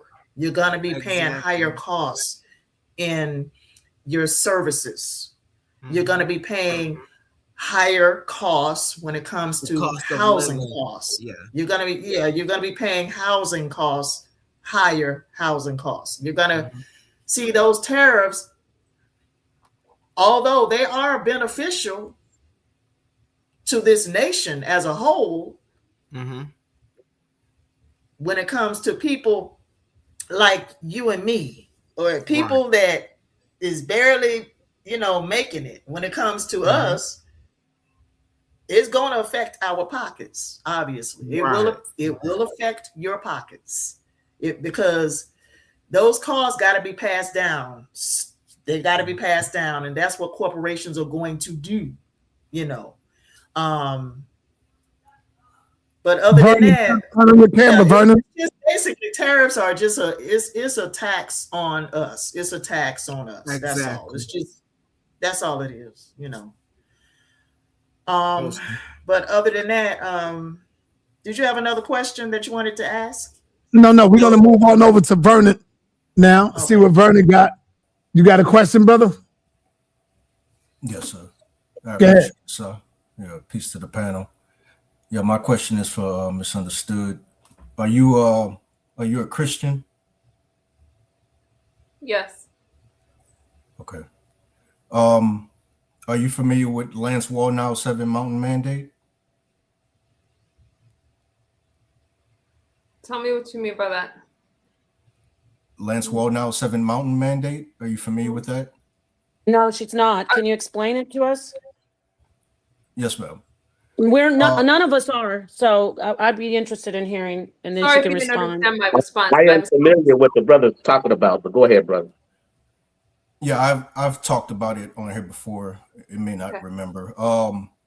Lance Wallnau is an individual. He didn't invent the 7 Mountain Mandate, but he pioneered it. Nevertheless, it's basically a Christian agenda where I believe it comes out of the book of Revelations, where you have 7 mountains that represent 7 kingdoms. And their philosophy is that they believe if they can control these 7 mountains, 7 kingdoms, which represent 7 areas of life, they can control the world. These 7 areas, such as government, religion being the main mountain, you have arts, entertainment, business, news, media, education. And so that's why I asked, are you familiar with Lance Wallnau's 7 Mountain Mandate, who's also is a part of a network called the New Apostolic Reformation that Paula White is a part of, which is Donald Trump's head of the faith. I understand what does my Christian affiliation have to do with this Lance Wall person in these mountains? Well, I was asking if you was a Christian because I was going to ask if you agreed with the 7 Mountain Mandate. I think that being a Christian, and if I agree with the 7 Mountain Mandate that a lot of Christians don't know about, is a false correlation. It has no, one thing doesn't equate to another. So I could be a Christian and not know about it. No, I'm okay. Yeah, I established you didn't know. Misunderstood. I was trying to see if you agreed with it as a Christian. I can't agree with something that I don't know about that you're telling me about. I can't just take what one person has said without researching it, because that's like me taking somebody's word that's talking about the Bible and they've never read the Bible a day in their life. So therefore, you ask me something I have nothing about. I have nothing to compare it to except for your word. So I'm not prepared to answer that, and that has nothing to do with Donald Trump or this debate. Respectfully. Well, can I ask a question about? Oh, are you done, brother? I didn't know, because I wanted to ask the ladies about what they think about the brother. You want to ask a different question? Oh, that's it. Yeah, I wanted to. Are you asking another question? Oh, Ankh is here. Peace, Ankh. I'm looking at the panel now. How you doing? Hold on, Paul. Vernon, you asking a different question, or is that's it? That's it. Well, yeah, I was just trying to see if she knew. If she's not aware, then I just would tell no. Okay, I never heard of that either. That's okay. some So that's some nobody on the panel. Nobody on the panel is familiar with Lance Wallnau's 7 Mountain Mandate. No, probably 7. Probably a 7 or so. Yeah, I remember when you was on here before, brother, and you was building on it, and I did some research on it, and it's really a theory connected to a lot of other secret society theories. It's just from the Christian base. Right. There are a lot of people who follow it. All right, we can move from there. can move I on. do want to talk to can tell you- Misunderstood real quick, Well- because she is an advocate for. I want to talk to you about this, about people who are struggling or overcoming addiction, because that has to do with the homelessness issue. I want to see where you are with how Trump is handling, how he's reallocating the funds. I don't know if you've looked into that at all, but he is putting strict, even stricter, mandates on people who are struggling with homelessness because of addiction and mental illness. Can you speak on that, where you stand and how you see Trump helping in that situation with the homelessness crisis? Yeah. And then I'll pass the mic over to, of course, Alberta and Ankh will join the panel. Go ahead, and can you speak on that Ms. for us, Nicole? please? Yeah, Ms. Nepal, I wanted to leave. I didn't mean to cut you off, but I just wanted to say to Misunderstood that a lot of people are what I would call operating in a werewolf effect, where there's a lot of Black Republicans that really have a level of festivity towards the Democratic Party. And what they don't see is the very thing that you hate, you wind up turning into yourself. And the reason why I highlight that real quick, and I'm about to go. Sorry, I don't mean to cut you off. But I think that just talking to me for a few minutes and making a judgment is part of the. I'm talking in general, Miss. But you can't talk in general when you say Misunderstood. The problem with Republicans is they feel like this. No, because I actually am here as a Republican, so you're lumping me into this. I wanted to finish what I was going to say first. If you let me I frame agree, what I'm going to say. Like, come on, this is getting out of hand. You had a few minutes to converse with me, and you made a judgment, and you're putting a sugarcoat on it by saying I'm speaking in general. No, you're speaking to me. So you can't just say I'm speaking in general and you're talking to Misunderstood. You got to pick a struggle. I'm trying to. All right, no, brother, you had a chance. Yeah, we needed to remove that. You got to move forward. You had a chance, brother. You're fumbled, brother. Besides, you're gonna hear. Y'all need to hear what I'm gonna say, though. I never got a chance to say already, brother. You fumbled, brother. How did I fumble? I didn't even get a chance to say what I was gonna say. All right, hold on. You made a fumble. You said she's a werewolf that hates herself. No, I didn't say. Bro, let's. All right, we moving on. Go ahead. Misunderstood. You want to answer that question, Paul, bro? Go ahead. About the homelessness, can we get back on like the in general stuff instead of the homelessness crisis and what's going on where he's reallocating and trying to for a lot of us, we see that there's a trouble with the homelessness situation. What is Trump doing about that as a president? Okay, I would love to answer the question. I would love to. Okay, the person's gone. Thank you for the question. Donald Trump's stance on homelessness, I'm for it, because if he's saying, number one, you asked me about addiction, right? A lot of people, not all, a lot of people that are homeless struggle with mental health and or addiction, and he's saying that it's going to be a requirement to go into treatment. There's a lot of times, because some people are affected by not having a roof over their head, and there is a problem with crime, and I hate to stigmatize homelessness as like these people are committing crimes. I'm not saying that, but there are some that can use the benefits of services. So I do agree that if a person cannot help themselves, then the government should come in and help them and force people into treatment and force people to go off the streets and get treated for mental health conditions, and then have them, when they're in a sound mind, decide, hey, you know what, I want to live under the grid and be homeless. But if they need help, then I do feel that there should be resources available. And sometimes we can't help ourselves when we're not in our right mind. So to say that, hey, you got to get treatment and this is mandatory, I'm not against that.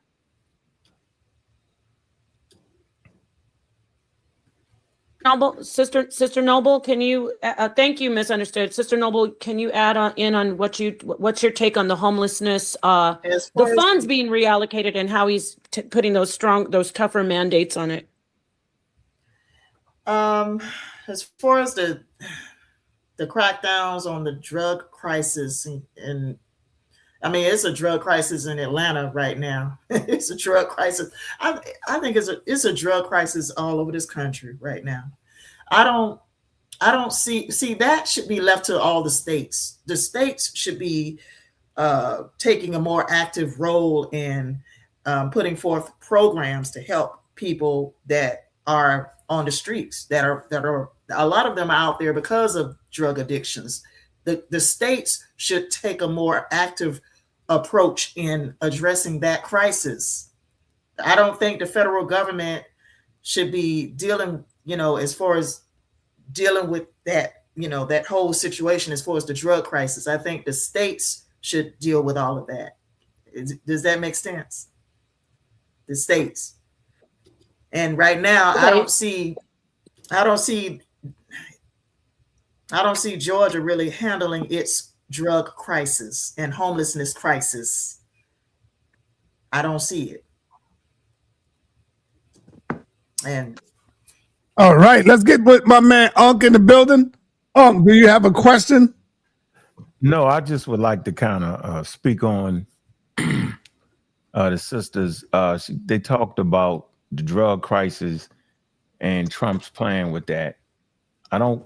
I understand that position as far as giving homeless people treatment. To attack the drug epidemic, it's called supply and demand, right?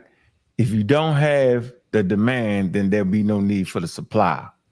So, African Americans are affected by drug abuse at high rates, and so they need help. I read a couple comments in the chat saying a person just don't get off because they don't want to get off of drugs. That's just not true. So, I come to you from a person that was addicted to drugs, right? So I know how this thing go. So the fact that Trump would even think to have enough sense to say, yeah, let's give him some help, right? But with that, though, Trump is the damn nut. And anybody supporting Trump and want to vote for Trump has actually lost their mind, because this is what he do. He do like the Malachi York and them do. They have some good ideas, right? And at the end of it, it'd be a bunch of crap. A bunch of nonsense, right? So you can always find somebody that's going to do better than that. So Trump is actually anti-humanity. He's anti-American. He's anti-African American. Why is that? Because he's anti-science, right? And so in the early days, your presidents had to be scientifically literate because it's protocol and it's the thing that will protect America from his daggone enemies. But if you're anti-scientific, you're going to make all the mistakes. Your program's going to end up being wild. Even if you do have a drug program, it's not going to be based in science. It's going to be based in pseudoscience, right? And so Trump is a travesty, right? Anybody that can't sit down for 5 minutes and recognize that Trump is out of his mind, he does not show up like a leader. He shows up like a clown, right? He's a pseudo. Nowhere in the world we got a pseudo as a president, to the point where he had people thinking you should just attack the daggone Capitol with his words, right? He does not understand the power of his words. He's running around the world, blowing it up, planning. He played too much. You can't have a leader that play that much. And so it was a lot of black people saw it. It was coming on this channel supporting Trump. A lot of the FBA supported Trump. You know why they supported Trump? Why? Because they're anti-scientific. They actually think that science is white people. Well, Lord Abbott supports Trump. Because he ain't got no damn sense. If that ain't got no sense. I want to end with this. Right? We got to take our time. I don't give a damn if you're a Republican or a Democrat, because I'm none of the above, but I do vote. I think African Americans should vote for those, right, who take them seriously. Simple as that. Don't pick a side. Pick the side that's going to push forth your policies. And then number one policy got to be, got to help African Americans to get off of drugs, bro. Hey, hold on. Rockfin, he said, Sir, in Nepal, thank you for your tireless work, but sends us $2. What the hell is you talking about, brother? You sent us $2 for our tireless work? Shout out to you, though, brother, for the $2, man. God damn. Dig deeper, brother. Dig a little deeper. Oh, come on, man. This is the house of consciousness right here. Go dig in them pockets, man. The same way you get that smoke, man. I ain't talking about you, brother. I ain't talking about you that gave the $2. Same way you get that smoke, man, and pay them Netflix and all that other stuff. Support, man. Support for real. Stop playing games when it comes to your people. I hope you are people. But anyway, I know Miss Nicole want to respond to that. I know she want to respond to that. Give up that work, Miss Nicole. I think it's interesting. You actually had me. You had me with your eloquent speech until you tied Donald Trump into science, and it's arguments like that, trying to, I guess, appeal to the masses with your language that really gets to me. Now, break it down. Donald Trump on homelessness is a separate issue, okay? But drugs and all of that, to say, hey, this is what happened, okay? Donald Trump said that homeless people have got to get help with they either can go in a rehab and get help for substances or mental health. Okay, mental health is not some mathematical equation. It's not some scientific formula. That's what it is. Now, to be fair, what I don't agree with is criminalizing homelessness and unhoused people, what they're calling them now, and I hate these titles. I don't like that, but at the end of the day, I do feel that if a person can't help themselves, then you get them treatment. And then after the end of their treatment, they decide to live under the grid, then let them live under the grid. To say that people shouldn't vote for Donald Trump and we're evil, those are those scare tactics that I'm worried about, because you're going to vote, whether you vote for Donald Trump, whether you vote for Harris, it doesn't mean that you're evil. It means that that's where your interests lay. I'm for the Republican Party. That does not make me evil. That means that I have conservative values. And to call it anything other than that is calling it something that it's not. And you're just trying to demonize a group of people for your own best interest. And I think there's a fallacy in that. I didn't say Trump was. I didn't say. Hey, before you go on, hey, thank you, brother. At least you turned it up a little bit. And I should have been a little easier on you, because you're the first one that came through, right? With a pay super chat. You're the first one that came through with a super chat. So salute to you. Shout out to you, man. I appreciate you, brother. Thank you. And let me see, where we at? My man right here. Sorry, I am an elected official. I have a lot of insight on what's going on politically with my position in politics. I just can't turn on my camera. Brother, hit my email up. We can do a show. I understand you got to stay hitting. I see what you're doing. Hit my email up, and we could get a show on, because we're gonna be doing shows like this for a minute. So hit my email up, and matter of fact, hit the platform too. But hit my email up, and so we can get it in on the show. All right, there go my email. Go ahead, respond. No, I didn't. I separated the program he was advocating for, and I didn't call him evil. If you wrote for Trump, you're evil. That doesn't make no sense. I'm an atheist, I'm a non-believer. So the good and evil thing, is speculative. It's depending on what side you're sitting on. But my point was, although he comes up with good programs at times, he's a pseudoscientist. So at the end of the day, his policies and his decision making is based off of what? It's based off of foolery. His accuracy is not going to be there. And scientific literacy actually helps you make proper decisions in your community. People don't know that. That's what scientific literacy is, right? It helps you advocate for your community. So if you're advocating for the health of your community and you bringing them spices and tree bark, right, for your overall health of the community, some Stone Age treatments, then in actuality, are you really advocating for your community? No matter how white you think science is, which is ridiculous. I think that's like one of the most ridiculous things an African-American can say out their mouth, that science is white. Last time I checked, the foundations of science starts in Africa. This is for sure. Moved to Asia, then moved around the world based off of high-level Homo sapiens needing food, clothing, and shelter and protection of that. So that's science and technology. Proto-science and technology starts in Africa proper amongst Homo sapiens that look just like us, from the light to the dark. So whenever you say that's the white science, you're a nut to me. I think it's crazy to make white people the most intelligent people in the world. One of the most intelligent things you can do in the world is be scientifically literate, and you can still pray. Being scientifically literate does not mean you cannot believe in a God. What it means is you separate the two. So when it's time to help the community, you can pray, right? Then put together some scientific programs that's accurate and based off of data, right? And give that to your community. Don't say you can't pray. Don't say, science doesn't say that. It says you can't mix the two.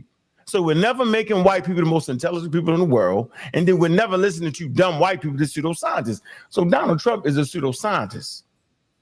He brings harm not only to himself, he brings harm to the African community as a whole. But go ahead, sis. Look, can I ask you a question? Yes, ma'am. And how you doing today? I didn't even speak. I apologize to you. How you doing, sis? I'm fine. How are you? I'm doing good. Thank you. Mm-hmm. What do you think about Donald Trump signing an executive order to move marijuana from a Schedule 1 drug to a Schedule 3? He's sharp. I'm telling you, it makes sense. Get that money right. It makes sense. But it's not about money. Isn't it the right thing to do right now? Well, for the executive order, marijuana was scheduled just as dangerous as heroin. Moving it to a Schedule 3 makes it so doctors can prescribe it. It'll still be a controlled substance like Norco, and a lot of people know that having marijuana as a Schedule 1 drug, some people can look at it as like racist, and it had to do with the war on drugs and all of that to criminalize people that would smoke crack instead of cocaine.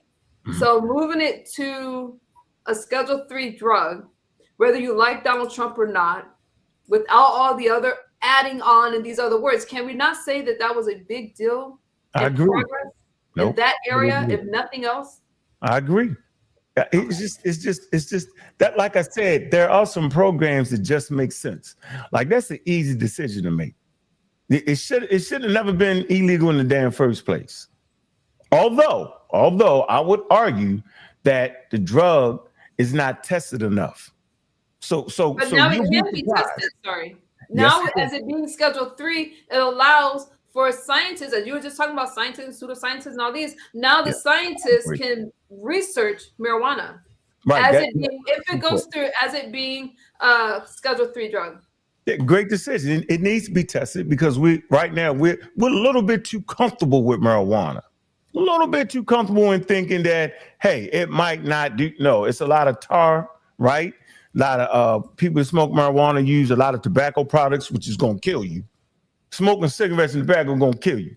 So if you smoking your weed and tobacco products, just go ahead and just put your mouth behind a car and breathe in. Yeah, that's crazy. Yeah, tobacco going to kill you. It tell you. You know, when white people put something on the back of the package and say, smoking will kill you, you got to believe it. So I agree. That's another good decision by Trump. So I'm not saying he's making all bad decisions. I'm not saying that. What I'm saying is his overall total package is wow. He a little bit too comfortable with getting slick with black people too. He a little bit too comfortable. He think he talk over your head. So no, I ain't never doing that. No. All right, Miss Nicole, I want you to read the comment. The comment. Marijuana charges ruin so many 18, 19, and 20-year-old lives. I totally agree. I feel that this is long overdue. And as I was speaking to before about, that's what I meant by it being Schedule 1 has its roots in racism. We all know about the war on drugs was really a war on people, and it damaged lives. And we still feel the effects of it today. So this is long overdue. I'm praying that it passes, and it's a start. All right. All right, colonizer, you got to at least let me see who you are behind the stage. And the reason I say that is because people come up here and I got you. There you go. I got you. You can cut it back off. Have some clarity real quick. I didn't want nobody coming up here porn bombing us. Yes, go ahead. Real quick clarity, real quick. Go ahead. With the Schedule 3 marijuana, he did sign that executive order, but it does not federally legalize marijuana. What it does is it allows a little bit more research to be done. Research was already being done on marijuana before that executive order. So you can still be arrested federally for marijuana. That's the fact of the executive order. So yeah, he changed it from Schedule 1 to Schedule 3, not to alleviate the black community from being arrested from marijuana charges. Oh no, let's not create that fallacy. He did it for the research levity. So when we come on here and we give information, let's make sure this information is accurate.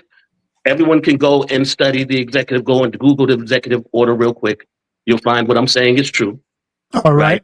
And one thing, and if Donald Trump was serious, he had the House and the Senate. He could have legalized the Schedule 3 because the Republican parties were in his hand, and he has passed no laws since. I'll No, close that's it. ignorance. It still has to go through the process. That's the reason Biden couldn't get it done. That's ignorant. He can only schedule an executive order. It has to go through Dang, I can't turn your camera off because you're distracting. I'm sorry. I'm on my end. It has to go through a process. It has to go through the FDA and all that stuff. But more importantly, I never said it made it federal. Not one person on this panel could say, I said it makes it a controlled substance. That would be a federally controlled substance. And that's what it would do. I never said you can go out there and walk around and now it's federal. I never said that. It would be the same as a Schedule 3 controlled substance, just like Norco, that's Schedule 3. If I have Norco in my pocket and I get arrested and I do not have a prescription bottle, I am going to jail. So I never once said that it's legal on a federal level. What I said was it'd be a federally, I didn't say it at the time, but it would be a federally controlled substance. And no, Donald Trump cannot just sign an executive order and all of a sudden it's legal. There is a process, and he has signed an executive order for that process to start again. All right, Meta Williams, what you got? Unmute yourself. Within the line of tariffs. Hey, real quick, Yeah, Nepal. Yes. You know Yes. Rebel Rasta? Yes, my brother, Rebel. Shout All right, out to Rebel him. Rasta sent you a $25 donation. You and That's Dr. right. Reggie. Oh, wow. Thank you. That's All great. right. Oh, shout out to Rebel Rasta. He's a great brother. Yeah. All right, go ahead. Go ahead. Thank you. Thank you, Sonetter, for saying that. Thank you, Rebel Rasta. Yeah. Sorry, go ahead, Meta. You were going to change the subject about the... No, it's going to lead into what you all talking about at this point, because, okay, with the tariffs, what Donald Trump is really, this is what he using to scare, it's a scare tactic, to other countries. But if you look at the percentage of the UK, the US, of our, what you would call people that we deal with, you got Israel, a few countries, but then you got to look at how Africa is doing and the countries that they doing business with.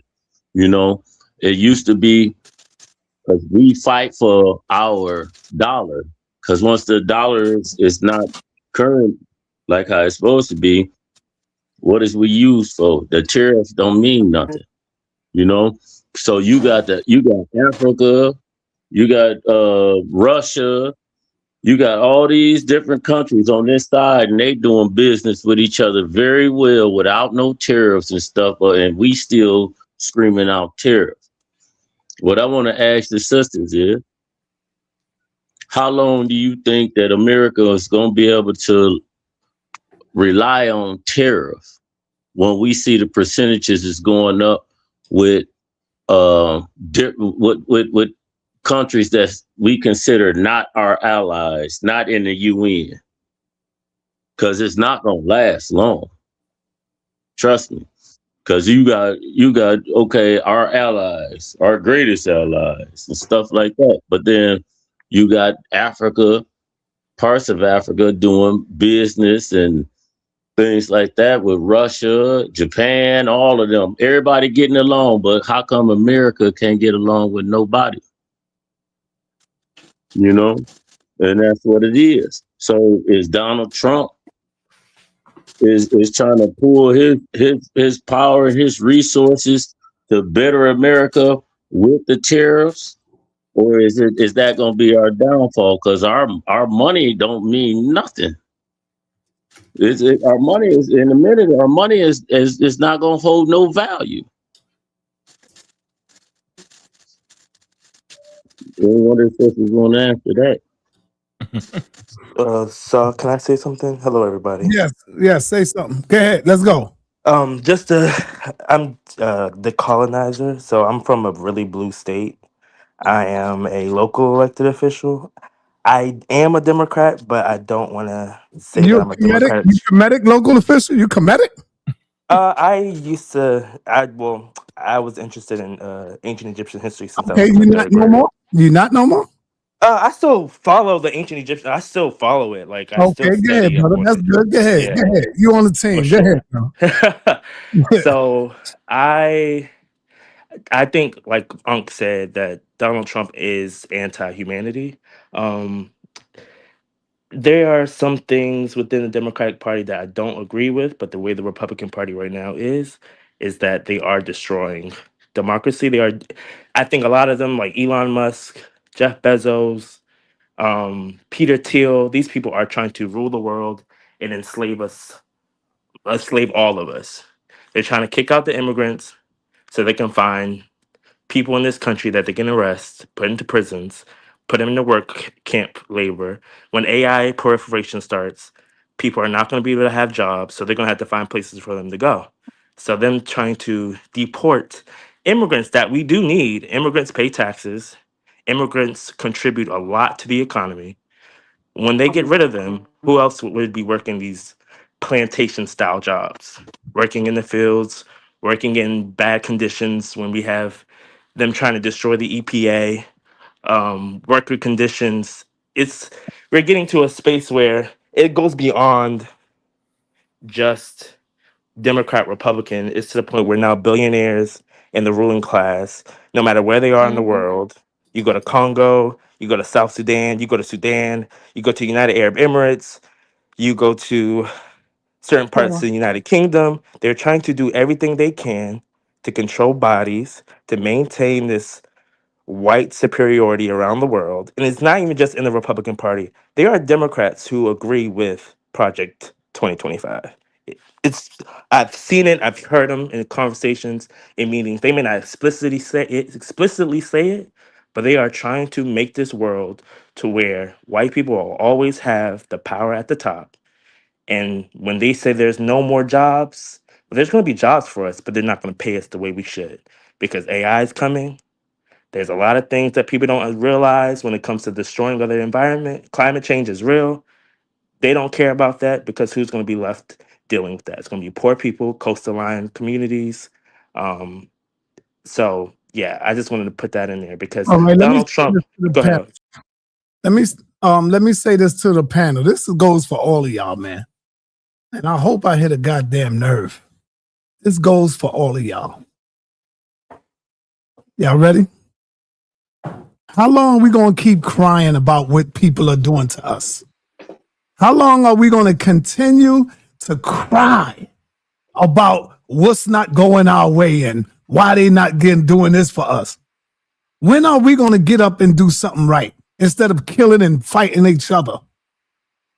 Because every time a black man or a woman rises up, we what? Bring them right back down.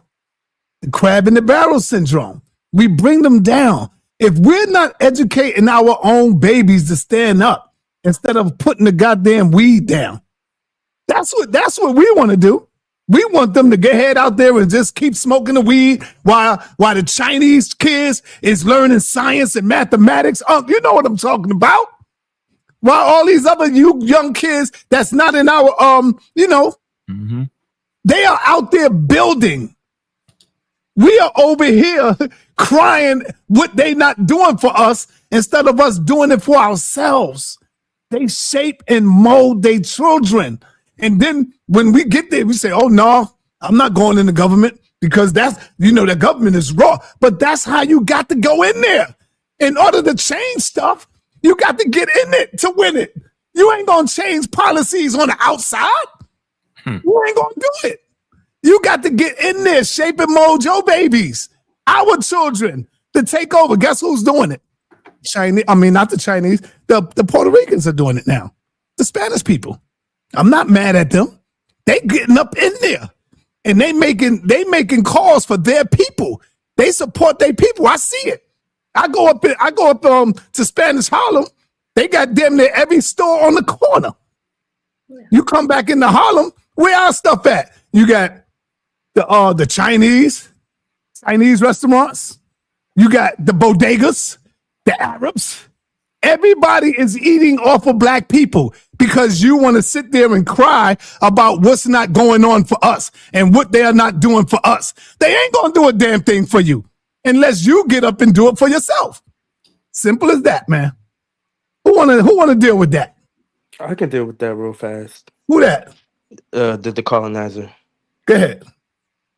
I agree in a sense with you that we complain too much about what other people are doing, but I think when it comes to black politicians, not too different from myself, I think we're trying to buy our way into this system. This system does not necessarily work to make sure that everyone has everything that they need. Correct? Like China, China's on the rise because they have a 1,000-year plan. They're trying to make sure that everyone in their nation is taken care of, no matter who they are. When you're in China, they're going to make sure you have good health insurance, good housing, the infrastructure plan. They are building for the future. Just like how the ancient Egyptians believed that building for eternity, the Chinese are going to the same route. You see the same thing happening in the Arab countries. They're thinking about the future, massive building, massive infrastructure planning. The problem with the United States of America, we are too individualistic, we're too materialistic, we care too much about the military. So it's not necessarily we're fixated on what white people are doing and we got to focus on ourselves. This system is not meant for that. And so I think in order for us to become something better, black people need to start discussing what W.E.B. Du Bois thought, right? He was somewhat a communist. He saw that this country, in order for it to survive, it has to put its people first. Not that's the true America first, not, oh, we're just going to stop dealing with the rest of the world, or we're not going to worry about these immigrants coming in. No, it's like, how are we going to make sure that people have health care? How do we make sure that people have food that is healthy, not poisoned with pesticides? How do we care about people with their clean energy, clean air? I live not too far outside of Baltimore. People have asthma because the air in Baltimore is poison, right? So we can't necessarily look at what black people aren't doing and say, hey, how can we rearrange our mindset to say we don't need to be like the white capitalists, we don't necessarily need to be like the Chinese or the Jews. Our history is not the same, but how can we build off of what we have in this country so that regardless of where you are, that's why we have public schools. The formerly enslaved, when they came out of slavery, they said we need to have an education system that All right, hold on. educates all children. I think we need to have a discussion on or debate on why is things happening. Is it the fault of our people, or would you say it's Europeans' fault? Is it black people's fault, or African Americans, or would you say Europeans? I don't know. I'm always saying that the glass is half full. You know what I'm saying? And when you are a self-defining people, there can be no excuses. You learn your history, right? Understand what it is you got to do, and you do it. I don't feed into the narrative that we don't do this and we don't do that. That's not true. We don't stick together. We actually do stick together. We stick. No, we don't, man. Stop it. Let me just make my point.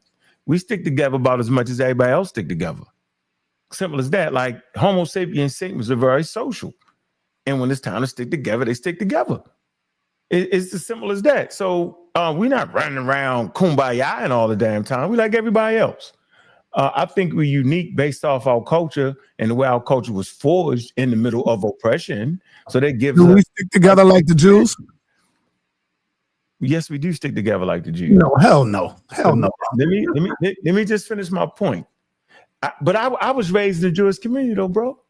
So y'all wouldn't actually know how Jews stick together. They do go through the same things we go through. Yeah, but they just have police. A police cannot go into a Jewish community and shoot down one of their youth, and you think you're going to get away with it.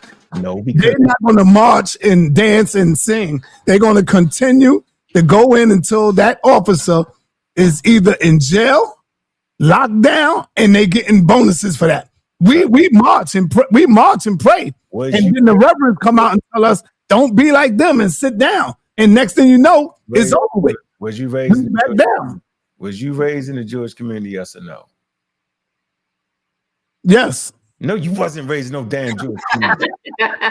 Lies. No, I wasn't. No. Let me explain to you the reason the police aren't running into the Jewish communities, shooting them up, because the Jewish communities, they patrol their own communities, bro. We be standing outside in front of our houses, and the daggone Jewish patrol come by messing with us, shine flashlights and our face and all that, making sure we was all right. So my point is the policing starts with yourself, right? They get a car, right? And they did shifts, bro. Yeah, you right on that. And then they had the police radios, and if something was going down, they called the police. So there are things in our culture that have to be fixed. You get that? And so how many people want to get a car or let you use my car and we drive and police our own communities? And then make sure the people got to respect that. You can't be out there and selling dope in the front of the daggone patrols. You got to shut it down while the patrol's around. But that's what we was doing though, brother.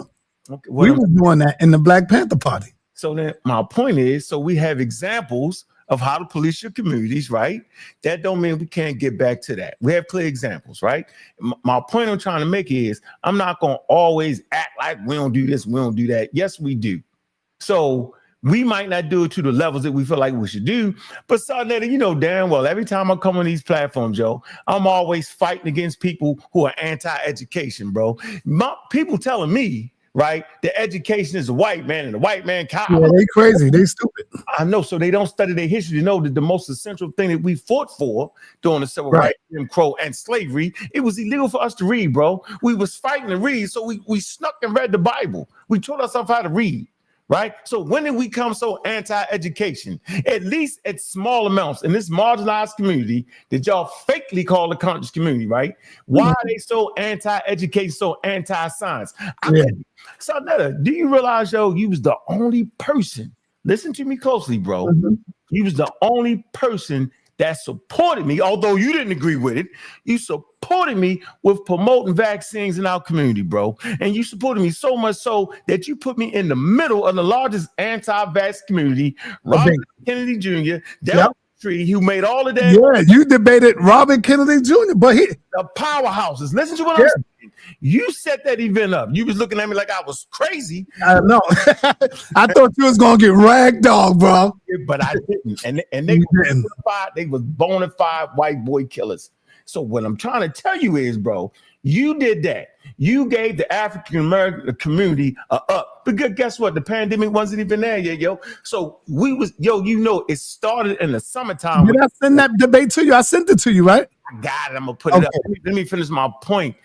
I'm saying me and you, right? Big up the Sean, the Mossy, the pseudo killers. Yo, we started educating the Black community at least 8 months before the pandemic. Did you know that? Yeah. Did you know you let me beat Divine Suspect up? Yeah. Y'all take some mushrooms and green algae. This man stood up and a whole crowd of white people got on their side and said, yeah, we can take some sage. He said we can burn some sage, green algae. Yeah. Bro, it's on tape. I know. So what I'm saying is, I always appreciate you for that. People talk crazy about you. They talk crazy. They talk crazy about you. Why you mess with Hey, bro, we did the community a service because they was ignorant to it. One thing I do know about Black people, we could talk about how many people then got locked up in our community. Tommy just got 50 years for selling dope. Bill, he just OD'd. Right? Greg went to college and dropped out because he wanted to sell dope. We hear all these stories, but guess what story we never heard? What's that? Well, Willie took a vaccine and died. We never had that conversation ever. Right. Fact. Watch this. Until miseducated, while white people start saying that nonsense, that all of a sudden they're going to kill Black people with the vaccine. You personally know, I begged you and pleaded you, bro. I said, you go get vaccinated to help yourself because of your condition. I told you that. You waited long. You finally did it. Now, this is not a vaccine conversation. This is a conversation. Say they always fight me when I say get education. You hear a whole bunch of nonsense in the chat. when I say, yo, we should strive and fight for education. Because if you strive and fight for education, you can figure out when somebody is lying to you. You can figure out when the politicians is making it up. You can figure out when the community leaders is messing it up. You can figure out when the fake elders ain't really elders because they making up stuff. Yo, when you literate for real, yo, you can sit here and look at everybody and say, that person lying, they making it up. They acting like it's not real. You could do that. The world we live in calls you to have to process information at high levels, yo. We should never act like education is not one of the most important things we can do for our family. All right, and with that, I don't want to keep the sisters here too long. We've been here for a minute.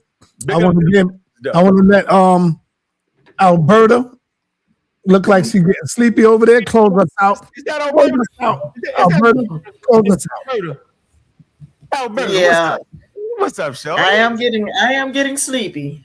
Yeah, you got y'all two together, like, you know, Atlanta. Both of y'all in Atlanta. Unc and Alberta, man. Noble. You gotta get her book. Unc, show them your book, sister. Show Unc your books. You got a few books out, Unc. I done read some of what you got what you got Burn where you at, Burn? Where you at now? She in Atlanta. Because it's hard to see with the glare. What can she read the title? Oh, there it is. Thank you. The Man of Lawlessness. I'm the one that's in the stores right now. It's on So Amazon for $5.99. It's on Amazon for $5.99. Ebook is $1.99. I don't want to talk too much about it. It's a very short book, 99 pages. And I intentionally wrote these books very short for a reason. But I just wanted to let everybody know that.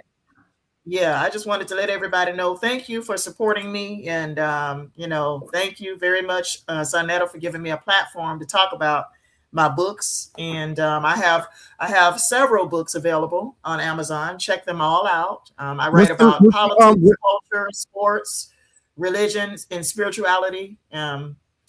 This book, the latest book, The Man of Lawlessness, is about the end times. It's about the rise of the Antichrist in the last days, and Trump is not the man of lawlessness.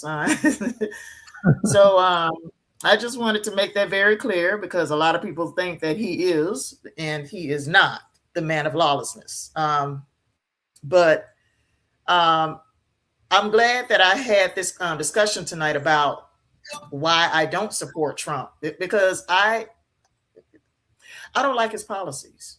I don't like his policies. I think that they are not America First policies. I don't think that the big beautiful bill is going to be very beneficial for those that are at the bottom. It will be beneficial for those that are at the top 1%. It will be beneficial for rich people. It'll give rich people tax breaks, okay, and it'll give the billionaires the biggest tax breaks that they've seen in years. And but the people at the bottom, it's not too good. Not too good for those at the bottom. So, but to make a story, a short story, to make this story short, I think that his policies are just horrible. They're horrible. And that's all I really have to say. All right, misunderstood. Close us out. Okay, so I do not believe that all of his policies are horrible, because he came here saying that he was going to protect the borders, and we see him doing that. And that's what that's what the American people have voted for, and he's doing that. Now, we spoke about tariffs. There was a time when the United States did not rely on taxes. It was tariffs. Tariffs is what we use. Taxes came to fund the Civil War. So there was a time we didn't have taxes at all.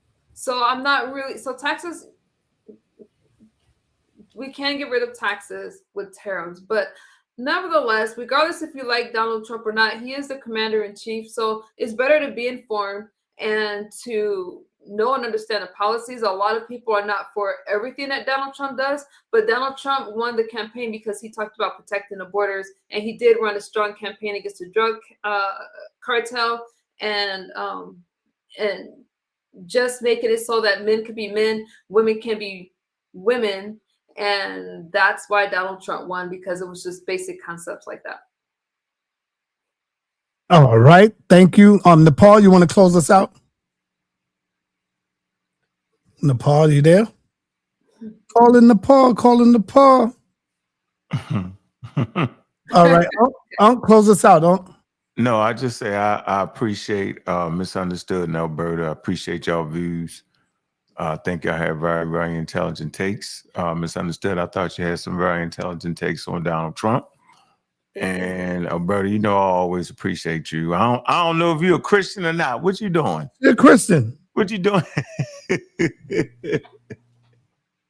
What you doing these days? She's a Christian and she know her Bible, bro. She knows her Bible. Man, I had her up here the other day. She was going in, man. She know them scriptures off the head, brother. Listen, man, I got some of her older works. You know what I'm talking about? But a person grow back and forth. I ain't gonna knock them for that, though. I ain't gonna knock. Anyway, I appreciate y'all sisters, man. And that's my close out. All right. Yeah. Peace to Ankh. He said some really great points tonight. I appreciate the things he said about science. Peace to the sisters. Thank you for making this possible, Sonetter. Yeah, we need to have more of these conversations. We didn't even get into the Epstein files and all this other stuff. You know, I got that written down here too. I ain't even get into that. I got it all written right here. We got to bring them back to talk about that. I was ready for it, Nepal. I was ready. Hey, if anybody out there got the link, because they asked me, did I download the Epstein files yet? That's our part 2. So this was awesome. I thought it was great. I appreciate Sister Noble. Send that to me, please. Misunderstood. You can get it right offline. Okay. Who's read it? Ankh, you read the well, I know Misunderstood. You read you said you read it. Anybody? Yes, and I was waiting for it because nobody talked about Clinton being photographed with one of the girls. They just want to focus on Donald Trump. That's another story. All right, so that's part 2. I've read it. I'm very well versed in it. We got to do a show on it. With that said, so peace to the sisters in the panel and to the chat for staying up late if you're on the East Coast. And yeah, thank you, Sonetter. All right. I saw 7. Close us out. Yeah, I just want to say peace to both of the sisters. You guys gave a great show today and articulated some good points. Even though I disagree with my sister Misunderstood, she did give great case for her point of view. And I appreciate her coming on the platform and giving her point of view. But I do want to give some type of clarity for some of the issues real quick, like the big, beautiful bill. Majority of the bill won't be enacted until 2026. So the cuts that people were looking for right now won't happen until the new year. And then that's when people will feel the cuts. And most financial scholars who looked at the big, beautiful bill said it's the biggest transference of wealth from the poor to the rich in the United States of America history. So we have to really look at these policies in detail and not just listen to what the politicians tell us about the policies, because these bills be thousands, hundreds and thousands of pages, and there'll be a lot of stuff buried in there that we're not aware of because we're not reading these bills, right? We're just trusting what they're telling us that's in them. And when you get into a real study into what these politicians are doing, even with the Zionism, even with the when we're talking about foreign wars and all of that stuff, all of it is a conglomerate of all of an ideology that the United States of America and Western civilization has held, right?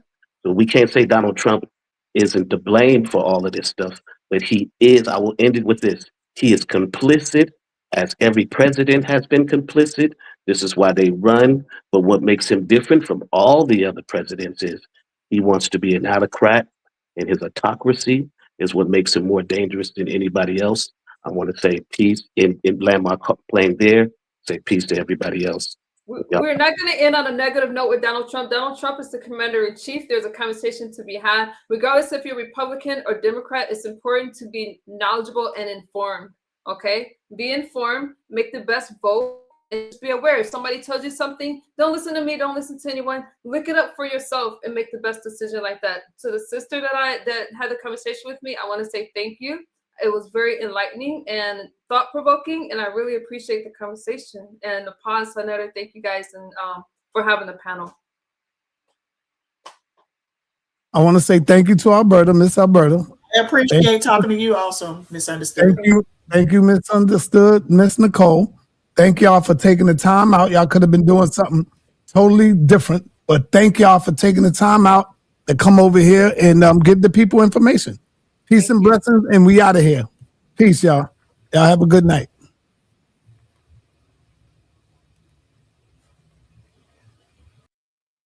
One of your audience members requested your Latino closeout song. Oh, yeah? Somebody said, I want to hear the salsa song. They want to hear the salsa. But yeah, that was great, though. I want to say these are good conversations. We need to do them earlier, maybe in the day, because that's wild. I don't know what they want to hear, but damn. When I say that's wild, I mean politics in general. Right. Lady Kier and her husband Devin of Afu Nation said, yeah, that song is fire. I personally like the other one. I like the one where it's like Sane. The one you opened up with. That one's my favorite. Oh, this one here. You like this one? Yeah. Peace, everybody. You like that one? Yeah, I like that one. I like that one. Yeah, I like that one a lot.